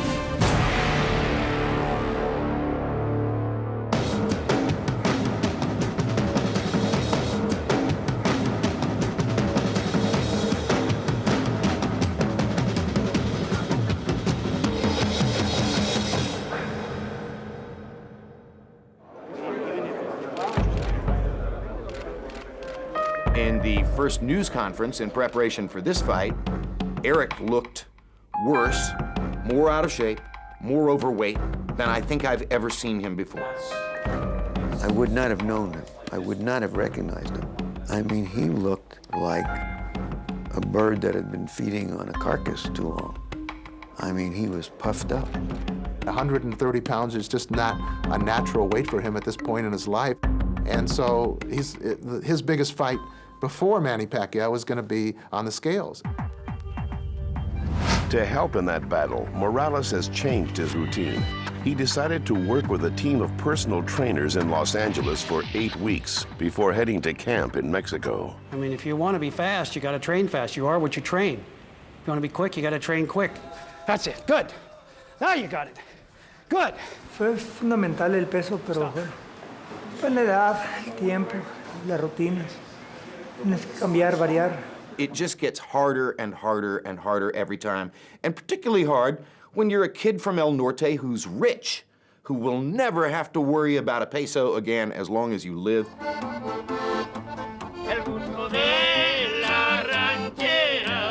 La Zona Norte in Tijuana, Mexico, a border town to the United States with an infamous reputation. It's a crazy town. It's like being in Tombstone. That's what Tijuana's like. It is wild. You could end up losing your life over anything. There's no law. He grew up in one of the roughest neighborhoods in our hemisphere. He grew up in a place where you fight or die. La zona norte siempre ha sido peligroso. Inicio aprendí boxeo por defenderme en la escuela, por saber. Erik was homeschooled in his boxing education by his father, Jose, a former pro fighter who ran a gym in their home. Erik Morales grew up literally above the gym, so it seemed kind of preordained that he was going to be a fighter himself.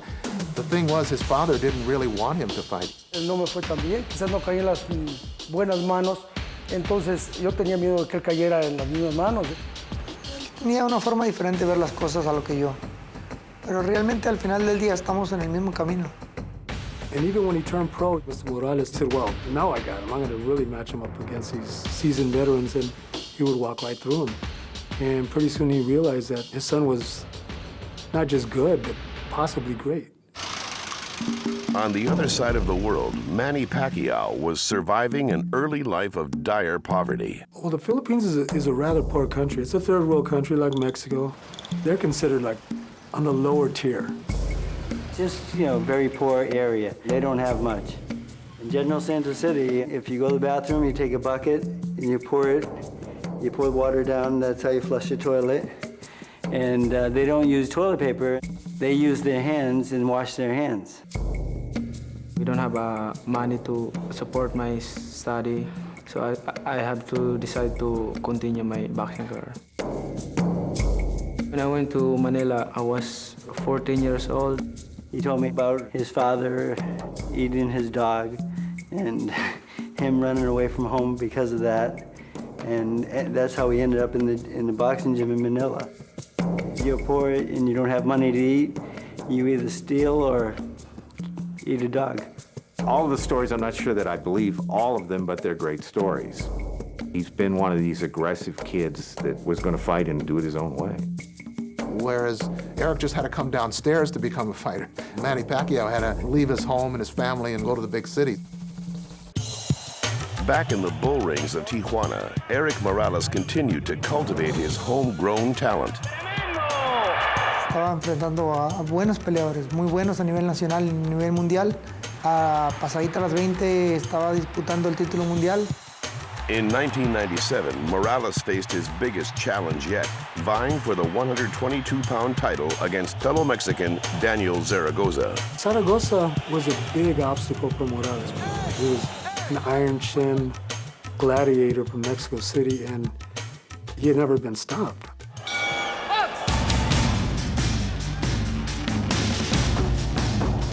Piece by piece, he figured him out. And another right hand, and Morales is tattooing Zaragoza. Wants to go down and take a knee. Eric Morales at 122 pounds, force of nature. Great right hand to the body. It was an issue of a hungry, tough, ambitious young fighter who killed the king. That's when he became one of Mexico's favorite fighters after that fight. Morales shined in the 122-pound division. But the spotlight also fell on another of Mexico's favorite sons, Marco Antonio Barrera. In the Mexican media, there was discussion of who was the true successor to Julio Cesar Chavez. And the great thing about prize fighting is you can settle it in the ring. With a battle between two typically determined Mexican warriors. Super Bantamweight champion Eric Morales against former Super Bantamweight title holder Marco Antonio Barrera.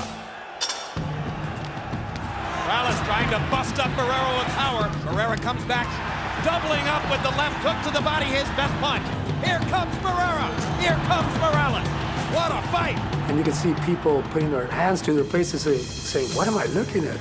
And suddenly at center ring, Morales takes over the fight with his right hand. And a right hand from Barrera. And now Morales is badly hurt. I mean, when you come away from a fight thinking you need the doctor's attention, you need a shower, you know that it just went way beyond drama even. Eric Morales has never lost a fight. Marco Antonio Barrera has never wanted one more. 12 rounds of all-out brawling ended in the hands of the judges, who awarded the split decision to Morales. Right after the fight, Morales gave him his due, and Barrera would have none of it. And that began the bitter feud between the two. Then he became Dark Morales, and then he was very inaccessible after that. While Morales was carving out an already spectacular career, Manny Pacquiao was quickly becoming the most exciting fighter in the Pacific Rim. He's a bloody mess. He's looking for a coup de grace, and he cannot fight. Yes, it's over. It's over. It's over. The fight. And Manny Pacquiao remains unbeaten. I was Asian champion. A fifth-round knockout by Manny Pacquiao of the Philippines. And we decided we're going to United States. He started on the East Coast and worked his way west, and everybody turned him down. He was turned down by every promoter. There was just no interest in him. We visit a different gym and train every day. I saw featherweights that time. 1, 2. I went to my people and I said, geez, can this guy punch, you know, speed unbelievable. I was so impressed with him. Freddie is exactly the kind of trainer who can help Manny to keep that ebullient joy that typifies him while still being sharp to fight and mean enough to fight. He hails from General Santos City in the Philippines. Pacquiao's first fight on U.S. soil came in June of 2001 when he was tapped as a late replacement against feared South African Lejanolo Ledwaba. Lejanolo Ledwaba looked immaculate. He was one of those totally skilled fighters, and so he was a significant favorite here over Manny. Everybody worried because I'm trained 2 weeks only before the fight. But I believe that is my doorway to be a world champion. And he is banging Ledwaba right now. Like the emergence of Greta Garbo. That was one of those stunning, captivating nights. It was the first chance for people to see him, and he was explosive. I think this guy just hit so hard that Ledwaba is totally on the defensive. Everything that I thought that he could do, he did. A resignation in the eyes of Ledwaba. That's a TKO victory for the very impressive Manny Pacquiao. I go back far enough that I saw the great Flash Elordi, the last great Filipino fighter, and I thought, whoa, here comes another Elordi, except that he was even more dynamic because he was a great puncher. After his disputed victory over Barrera, Morales won a string of punishing battles, adding to his growing reputation as a warrior. He had this sort of humbleness. But then pretty soon he became so well known, and then they would have these tabloid wars between him and Marco Antonio Barrera, and that changed him completely. They have their own little war outside the ring because Barrera comes from Mexico City and Morales comes from Tijuana. Eric sees Marco as privileged, stuck up, too big for his britches. They hate each other. No, yo no lo odio, nomás recibo a la gente con el mismo cariño. Simplemente que chingue a su madre, así de simple.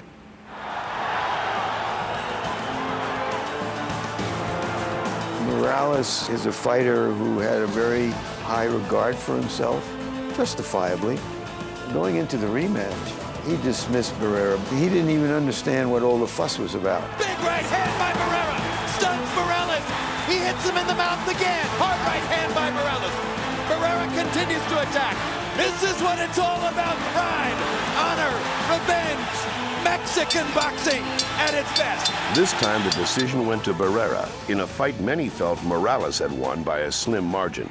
And though fans eagerly awaited a third fight, another featherweight sensation loomed on the horizon for Barrera, Manny Pacquiao. I recall Barrera saying at the time before the fight, he reminds me of me when I was 24. He could see that this kid had a certain fire that was going to be hard to put out. I've bet on 3 fights in my life, and I bet Manny Pacquiao to win by knockout against Barrera. I said to Manny, all you got to do is make this guy fight every minute of every round, and he will break down and he will fold. He will not last.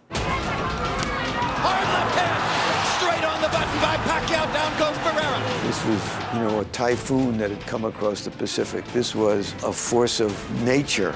There's not a lot of time to adjust once those blows start coming, and Barrera wasn't prepared. He's getting hurt. Here comes Barrera's corner. Barrera's corner man is up on the apron. He's going to step into the ring. That's a good decision. Finally. By the end of that night, I thought to myself, well, Marco's done, and I certainly don't want to ever see him in the ring again with somebody as dynamic and dangerous as Manny Pacquiao. A superstar emerges in San Antonio. Everything in the Philippines stopped. everybody was just glued to his TV set. Manny Pacquiao was a heavy underdog, and a lot of people didn't expect him to win. But you know, he brings that hope to the Filipinos. He's been declared a national treasure by the government of the Philippines, which allows them to protect him with military forces. Here's a kid who sold stolen cigarettes on the streets so he could eat, and becomes his country's most famous citizen, most celebrated citizen.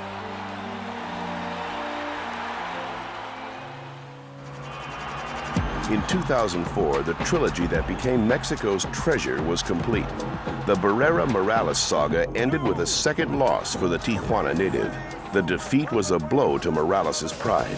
You fight a guy 3 times.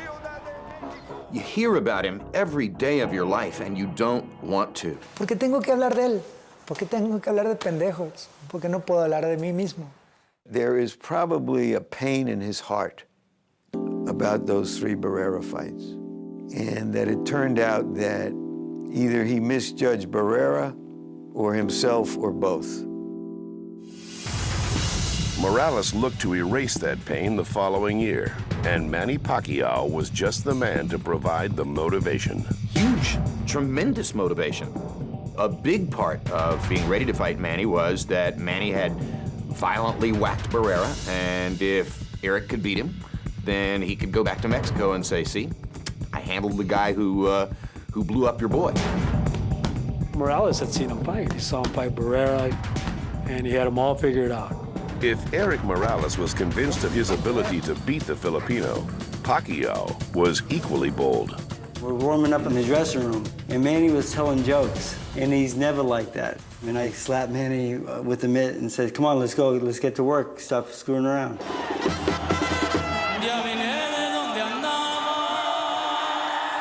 Incredible energy in the house. That crowd, about 50-50, Pacquiao-Morales, and all of them together and sharing that communion. Ooh, I mean, that was an event.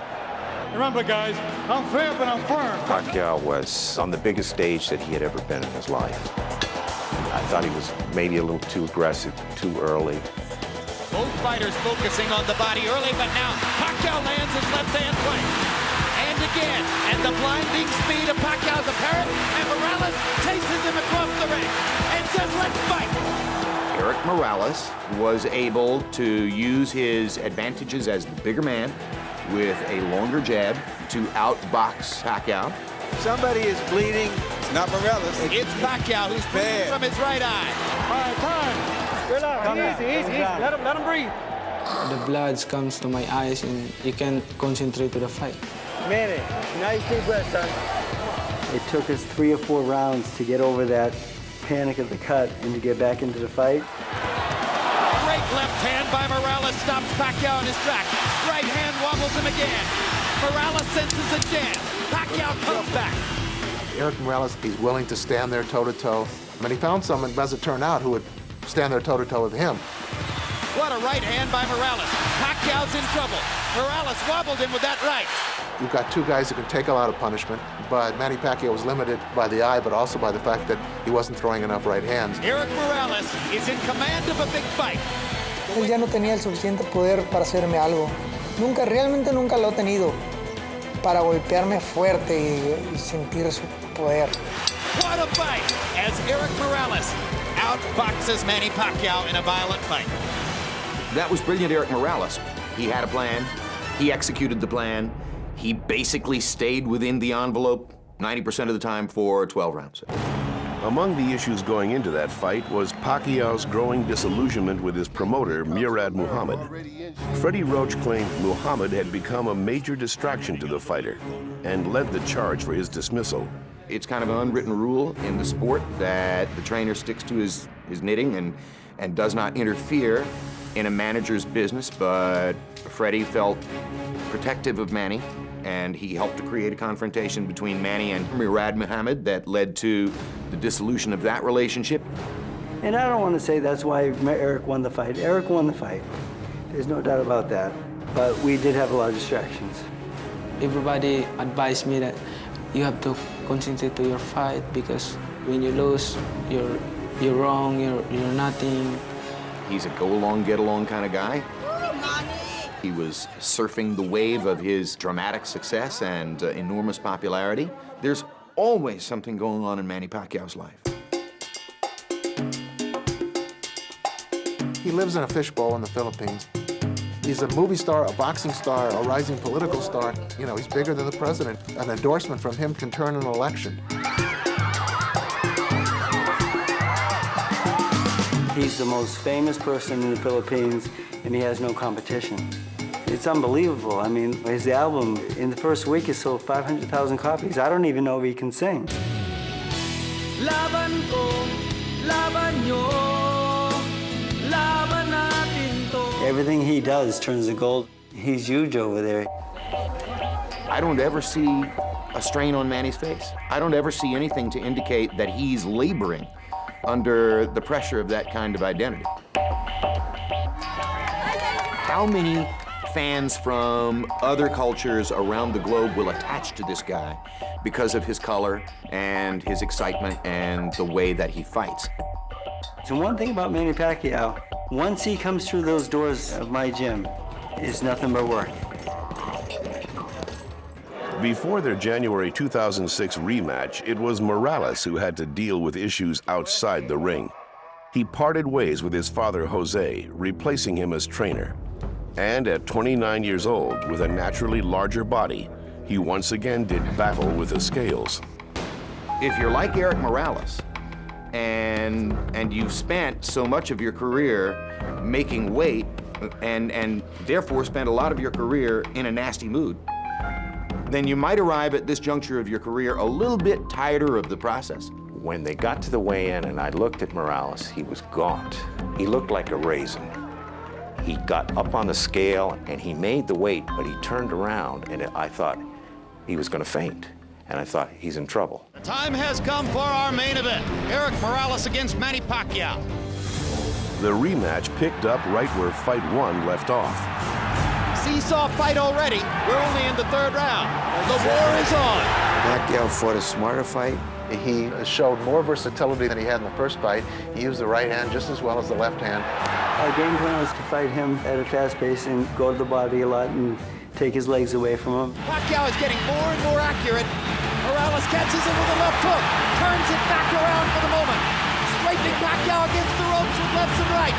Manny looking to get in a left-hand shot. Backs Morales off. It was will against will, toe-to-toe, and then Erik Morales was the one who blinked. What a round for Manny Pacquiao. You look over at his corner, they're rubbing his legs and trying to bring him back, and there's no bringing someone's legs back after they take the body beating like that. Manny, he's all done. He's all done. He was looking for the ropes, he was looking for the ref, he was looking for his corner. He wanted no part of Manny Pacquiao. There he goes. Good call, Manny.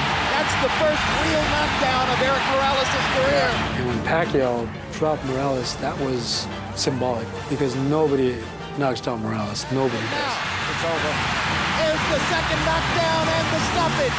The fury went out of him, and he seemed far more mortal and human and full of flaws than I had seen in the past. Conecté los buenos golpes. Vino la bajada la carga del trabajo para poder marcar el peso. Every moment of Erik Morales' life has been predicated on his refusal to back up. He knows that when he looks at a videotape and sees himself slipping and ducking and trying to back away from Manny Pacquiao punches, that's an Erik Morales nobody's seen before. When you can't make the weight, and maybe your brain's telling you, you know what, I don't want to do it anymore. I think that it's really hard for Erik at this point to say to himself, okay, one more time. No more carnitas, no more beer and tequila. With his father returning as his trainer, Morales demonstrated at a recent officially sanctioned public weigh-in that he is right on schedule. Estamos más desahogados en lo del peso. Y hemos perdido peso poco a poco. Vamos bien, muy bien. We have a clause in the contract. If for every pound he's over, he has to pay us $500,000. And we don't even have to fight. If he comes in 2 pounds heavy, we'll fight him. If he comes in 3 pounds heavy, we'll take the money and we won't fight him, because it'll be too much of an advantage for him. He'll get to 130. He'll get to 130 for about a minute and a half. He'll be dry-throated, he'll be angry, and then he'll have to put himself back together and rehydrate and try to get his mind onto the fight. Manny Pacquiao will be trying to keep his focus as well. He recently signed a 7-fight deal with Oscar de la Hoya's Golden Boy Promotions. The move does not go over well with Top Rank Promotions, Golden Boy's rival, and Pacquiao's current promoter. You know, everybody is trying to sign Manny Pacquiao. So the thing was, I didn't think it was a problem for him to sign. Top Rank is claiming their deal with Pacquiao was violated by Manny's signing with Golden Boy. I don't think it's premature, no, because it doesn't start till after the Morales fight, and there was nothing holding us back. But as was the case before the first Morales fight, Pacquiao is once again embroiled in a conflict regarding his rightful promoter. I don't want to talk about that right now because I have a coming fight. That destruction is my fault because I make my own destruction on myself. Manny's simple-minded enough that the only ball that matters to him is the ball that's coming over the net right now. He's not terribly preoccupied with what's happened before, and he's not terribly preoccupied with what's down the road. We're going to do all our obligations, and we're going to train really hard for this fight. The future's not really bright unless we win this fight.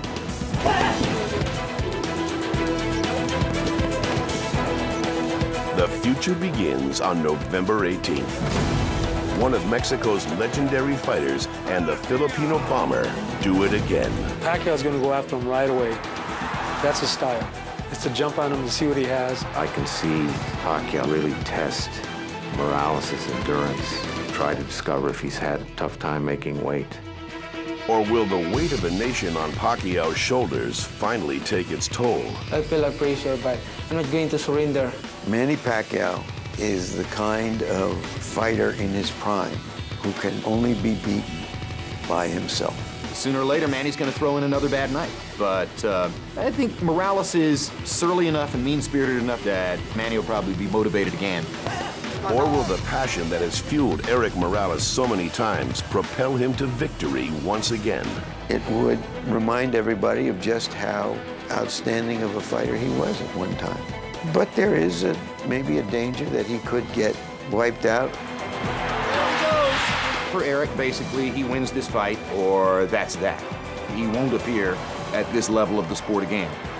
Pacquiao is a dangerous, dangerous fighter. To take him 3 times is almost suicide. I do feel Manny will knock him out. You tasted the ground once, it's easier to taste it the second time. Me caí de cansancio, no por sus golpes. Esta tercera vez que nos vamos a enfrentar, quiero ver qué realmente pasa. You've got 2 guys going toe-to-toe who love to punch. You've got a history between them. You've got passion. You've got 2 nations on either side, 2 skilled boxers. Why not?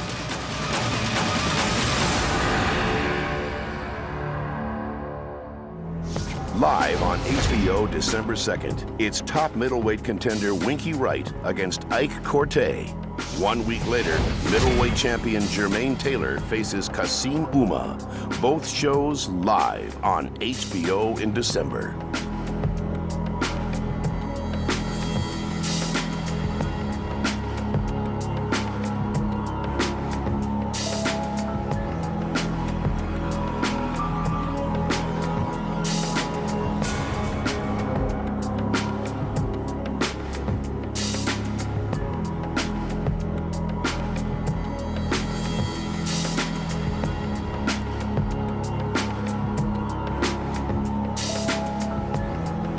This has been a presentation of HBO Sports.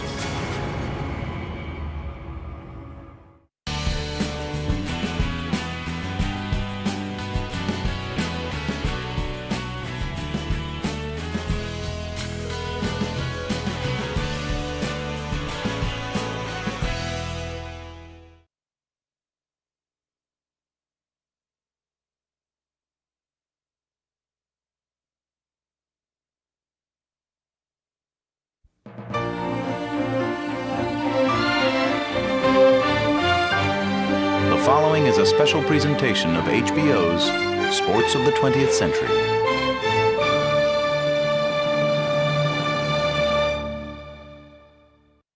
And right now, Thomas Hearns is an open book for Ray Leonard. Backs up against the ropes. This is one of the most unusual calls by a referee in the history of the sport. The first loss, a tremendous victory.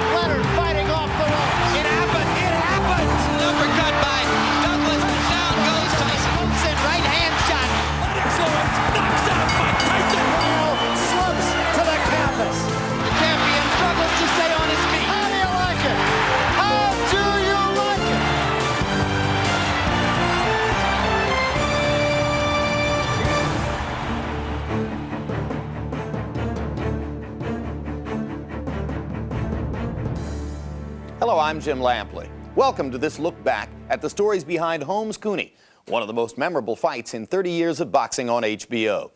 It was a given that whoever succeeded Muhammad Ali as heavyweight champion would suffer by comparison in the public eye. That Larry Holmes was more a technician than a lightning bolt, more a worker bee than a cult icon, only made his road to glory that much rougher. And when a power-punching, New York-based Irish-American challenger came along to face him, it was perhaps written in American granite that their confrontation would be not just about hurt, but also about hope. White hope. This should be one whale of a finish. All the marbles on the line. On June 9, 1978, at Caesar's Palace in Las Vegas, a 28-year-old heavyweight, best known for being Muhammad Ali's sparring partner, began the 15th round of his bout with heavyweight champion Ken Norton, dead even on the judges' scorecards. The 15th round of the World Heavyweight title is on the line right now. One round, winner take all. Larry is fighting back really now. This is what he has to do. See if he's got enough left to take the champ out. I used to tell people that I won't be heavyweight champion of the world. And they said, Larry, you ain't gonna make it. Scores good with a shot to the head of Kenny Norton. Again to the head of Norton. I said, I have no heart. As Holmes comes back, scores a good shot. He's got Norton in trouble. Yes. Running out of time, and that's it. It's all over. And I said, you watch. We have a split decision for the new Larry Holmes has done it. We have a new heavyweight champion of the world. Larry Holmes, a 7th grade dropout from Easton, Pennsylvania, would begin the second longest reign as heavyweight champion in the history of boxing. 7.5 years, fighting in the wake of a legend, and for a respect he would always find elusive. Waver is down from the uppercut. I defended my title over 20 times. Larry clips him with the right hand, and down he goes. Didn't duck anybody. And retains the heavyweight championship of the world. I wasn't getting the respect that I thought I should have got. Larry Holmes was one of the great heavyweight champions ever. Yet, through all his career, it was very cold in the shadows where he was living because Muhammad Ali was still a champion in the eyes of the public. Civil rights figure, loud, brash talker, braggart, made Ali the most charismatic and colorful fighter that ever lived. And here, Larry Holmes, who's in a lunch pail, blue-collar guy, he doesn't nearly have the fire that Ali had. He was the forgotten heavyweight. Nobody knew who he was. I have to convince you day in and day out, there's no one in the world today could beat me. I went into an Allentown fair with him in Allentown, Pennsylvania, and he was introduced as George Foreman. I get called more Joe Frazier than I did George Foreman. I have 29 KOs with 39 fights, with 11 title defenses, with 10 straight knockouts. Holmes was not a larger-than-life figure. He didn't have a dazzling style. He didn't have a dazzling personality. He was just a really good prize fighter who was the heavyweight champion of the world. Dazzling personality or not, by 1982, Holmes had beaten everyone in his way, including a pummeling of the great Ali. But there was one candidate left for him to take on, an undefeated Irish kid from New York, who looked like Rocky Balboa and supposedly had a left hook like Joe Frazier. So I think that a lot of people related to me and the underdog. It was like the Rocky story being lived. The New York City suburb of Huntington, Long Island, had never before been a breeding ground for heavyweight contenders. Then again, for a steelworker named Arthur Cooney, it really didn't matter where he moved his family. His son Jerry would be a fighter. My old man was a tough guy, and he always wanted to be a fighter, and unfortunately, he never could be, so he kind of built a ring in the backyard, and he used to box with us himself. My father hit me probably the hardest I got hit, a couple of times. He told me his father would get him up in the morning and make him run through the dark streets of Huntington. When other kids could do different stuff after school, he had to go get on the train and go to New York to the gym. His father made him feel like crap. Ah, you're a bum. You're no good. You'll never be anything. Boxing was a way for me to express the anger I felt from the house I grew up in. It made me somebody, and it fed me, and it kept me alive. Let's work this guy. Let's break this guy's neck. Come on. Working with trainer Victor Valley, Cooney turned professional in 1977 and hired as his managers a pair of Long Island real estate moguls named Dennis Rappaport and Mike Jones. They were boxing novices who'd quickly earned a reputation and a nickname, the Wacko Twins. We got the nickname the Wacko Twins from some very creative things we did for publicity. We had a fighter, Ronnie Harris. Ronnie was black, and he wanted to fight with a yarmulke and claimed he was a black Jew. With Howard Davis, we had him give long stem roses to his opponents. With Jerry, we brought leprechauns into the ring to put hexes on the opponent. In the game of boxing, they were very much within the cultural mainstream of that sport, because it's a wacko sport. You couldn't stop Rappaport from talking with a gun, a whip, and a chair. There's a love affair taking place today between America and Jerry Cooney. It's so profound it'll make people forget an affair to remember. He was one of those guys you talk to and you kind of touch all your wallet and all your parts just to make sure everything's still there. There's Mom, Apple Pie, and Jerry Cooney. He cared about what was going into his pocket and how quickly he could get it there. Jerry Cooney, I think he was kind of a product. A product that rarely appeared in heavyweight boxing. A product that history taught them was better than gold. Jerry Cooney is a white fighter. The great white hope always sells. It just so happens that the vast majority of people in this country are white. And the fact that there's yet another black heavyweight champion of the world is not nearly so interesting as the fact that there is a white guy out there who actually punches like a wrecking ball. They had the perfect product for them to put before the consumer, and they were playing it for all it was worth. The product began his pro career with a string of quick knockouts that garnered plenty of notice, but left most grizzled boxing scribes skeptical. He might as well have been fighting unemployed shepherds and vacationing streetcar conductors when you look at the line of guys he fought. First round knockout for Jerry Cooney. I think he made believers out of a lot of people when he fought Norton. Good evening. Welcome to Madison Square Garden. In May of 1981, Cooney faced a legitimate threat in Ken Norton, the man Larry Holmes had beaten for the title 3 years earlier. It was on this night that Cooney won over many of his critics. And I'm figuring this guy's built like a monster, I'm in trouble, and I get into the center of the ring and I think to myself, man, he's not that big. A right hand buckle the knees of Norton. Took him out in 54 seconds. With combinations of left stance, Norton straight up. Norton is about to drop. Norton is on his knees. He is not going to get up from this. It was brutal. When Norton slumped into that corner, I've seen fighters die in the ring, and it wasn't unlike that. After that fight, he became legitimate. And he was white. When had there last been a respected white heavyweight champion? Rocky Marciano 3 decades before. For the media, it became a part of the narrative. Do you resent the fact that people make a special deal out of you perhaps becoming a white champion in a black-dominated sport? Well, I think that in today's time, it's sad that people are going to label other people. And I never thought about the white hope and that kind of thing. It was just never a part of myself. I was knocking everybody out. I deserved a shot at the championship. And I never thought about that. But everyone else was thinking about it, especially promoter Don King, who was determined to match his champion with the white hope and to promote it as a race war. So Don likes to say the only color he pays attention to is green. For the money, race sells. It's a white and black fight. Any way you look at it, you cannot change that. Jerry Cooney, Irish, white, Catholic.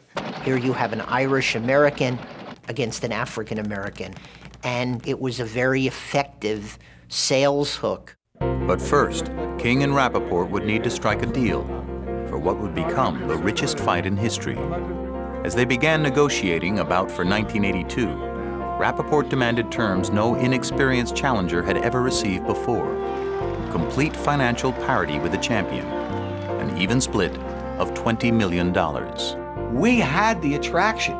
Larry couldn't put rear ends in seats. Jerry Cooney could, not because he was white, but because he was right. Jerry had the right complexion to get the connection. I'd have fought 4 black guys and one that made the money. I fight 1 white guy and make all the money. But it didn't take long for the money, and the massive attention Cooney was receiving, to begin to gnaw at the proud champion. If the man was black, he wouldn't be nowhere. You know it, I know it, everybody know it. Jerry Cooney's a white hope. I said, they hope I don't kill his ass. And if he comes in here today, I'll punch him in the mouth for free. I mean, he was a nasty guy. I was more reserved, quiet, and he was more aggressive, you know, yelling and screaming. I tell it like it is. And come June 11th, I promise you, Jerry Looney Cooney will be knocked out. It was ugly because everybody was talking about the white hope. When a black guy fights a white guy, it's automatic.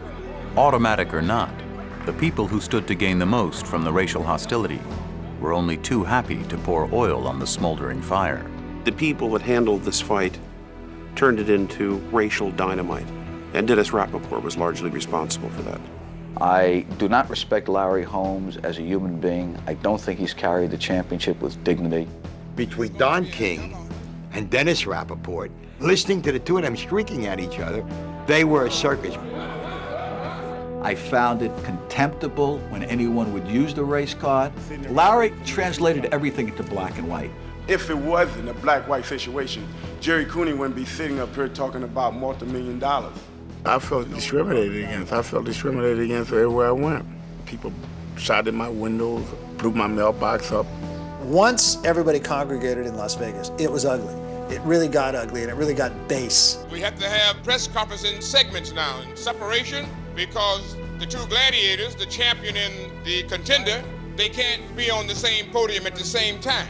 There was real bad blood between the camps. There was a battlefield, like getting ready for war. There was that type of tension. And we weren't going to be intimidated. This fight, at some point in its hype, began to get out of control.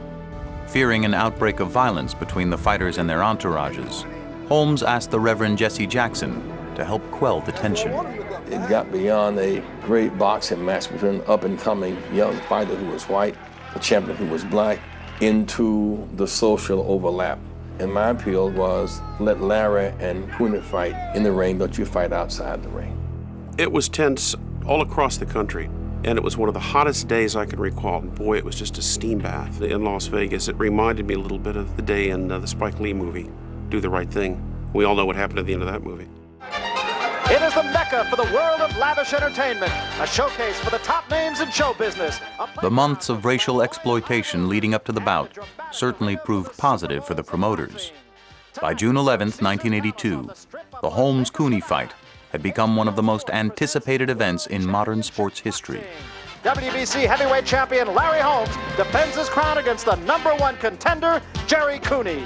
It grossed more money than any theatrical opening, than any Super Bowl. Broke every record at the crap tables and the roulette wheels and in the casinos.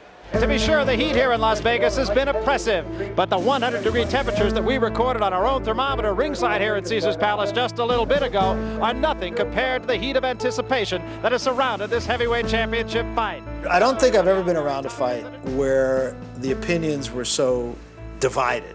There was a whole undercurrent of anger. You just feel people choosing sides. Just as blacks identify with heroes like Jackie Robinson and Muhammad Ali, white people occasionally invest in a Vince Lombardi or a Jerry Cooney. I felt a palpable feeling of danger out there. And I have to think the public sentiment right now is toward the challenger Jerry Cooney. And there was some threats that Cooney would be shot or Holmes would be shot. You look at what is certainly a spectacle here at Caesars Palace. This is Jerry Cooney, the challenger, coming into the ring. I remember walking out of the dressing room and looking up and seeing snipers on every roof. Jerry Cooney comes into the ring. He does look relaxed, but at the same time, he has a rather stern look in his face. All the other nonsense that took place beforehand didn't mean anything. I wanted to show him that he wasn't a better man than me. Larry Holmes comes in here having won 39 fights without a loss. 29 of those fights coming as knockouts. He ain't a white hope to me. He's just another guy out there trying to take my head off. The hype was finally over, and it was time for the two undefeated heavyweights to get it on. Yet before the referee would give his final instructions, the champion, who longed for respect, would be tweaked one more time. Introducing, in the red corner. Defying decades of boxing tradition, the champion was introduced before the challenger. The undefeated heavyweight champion of the world, Larry Holmes. They wanted to introduce me first, and they did. They didn't want to give me the credit, and they did. I've never seen it in any other championship fight that I've ever done. That just further fueled the fire for Larry Holmes. And fighting out of Huntington, New York. Everybody knew why. They were doing it to give Jerry Cooney's fans a chance to build up, and drown out the cheers for Larry Holmes. Gentlemen, Jerry Cooney. That was absolutely despicable. Remember, protect yourself at all times. When we were in the center of the ring and Mills Lane said, touch up, he looked at me and said, Holmes did, and said, let's have a good fight. Shake hands now, let's get it on. When the bell rings, all the bullshit goes out the window. There is electricity. I realize that that may be a cliche, but there is simply no other way to describe what is happening right now. It's me and you. You can't call the cops. Round one, the heavyweight championship of the world, the most anticipated fight in years. Because so many of his fights ended in quick knockouts, Jerry Cooney wasn't used to going more than just a few rounds. But as this 15-round championship bout began, going the distance weighed on his mind. I was thinking, oh boy, I better go slow, make sure I can go the distance in case I have to. And that really affected me. Holmes all business with the jab right now. Holmes was fighting such a disciplined, tight fight. Holmes being very patient. He was absolutely determined that he was not going to give Cooney a chance to land a big punch. The first big punch wouldn't land until late in the second round. It was thrown by the champion. 1-2, right on the chin. And Cooney took a good right hand from Holmes. He staggers and is down. Cooney is down from a right hand by Larry Holmes. I get dropped to one knee and I think to myself, what in the hell are you doing here? And I got up. He is back up, but he is on rubber legs. And he gets up, it fights harder. He gave him a lot of respect, he gave Cooney. He thought, wounded tigers are dangerous. He didn't want to get too close. End of round two. Larry Holmes being very patient after he had his man down. Obviously, he didn't think he was hurt that bad. In the corner between rounds, Dennis Rappaport attempted to inspire Cooney with words that reminded many of the pre-fight racial ugliness. Who is the guy in the corner who looked at Cooney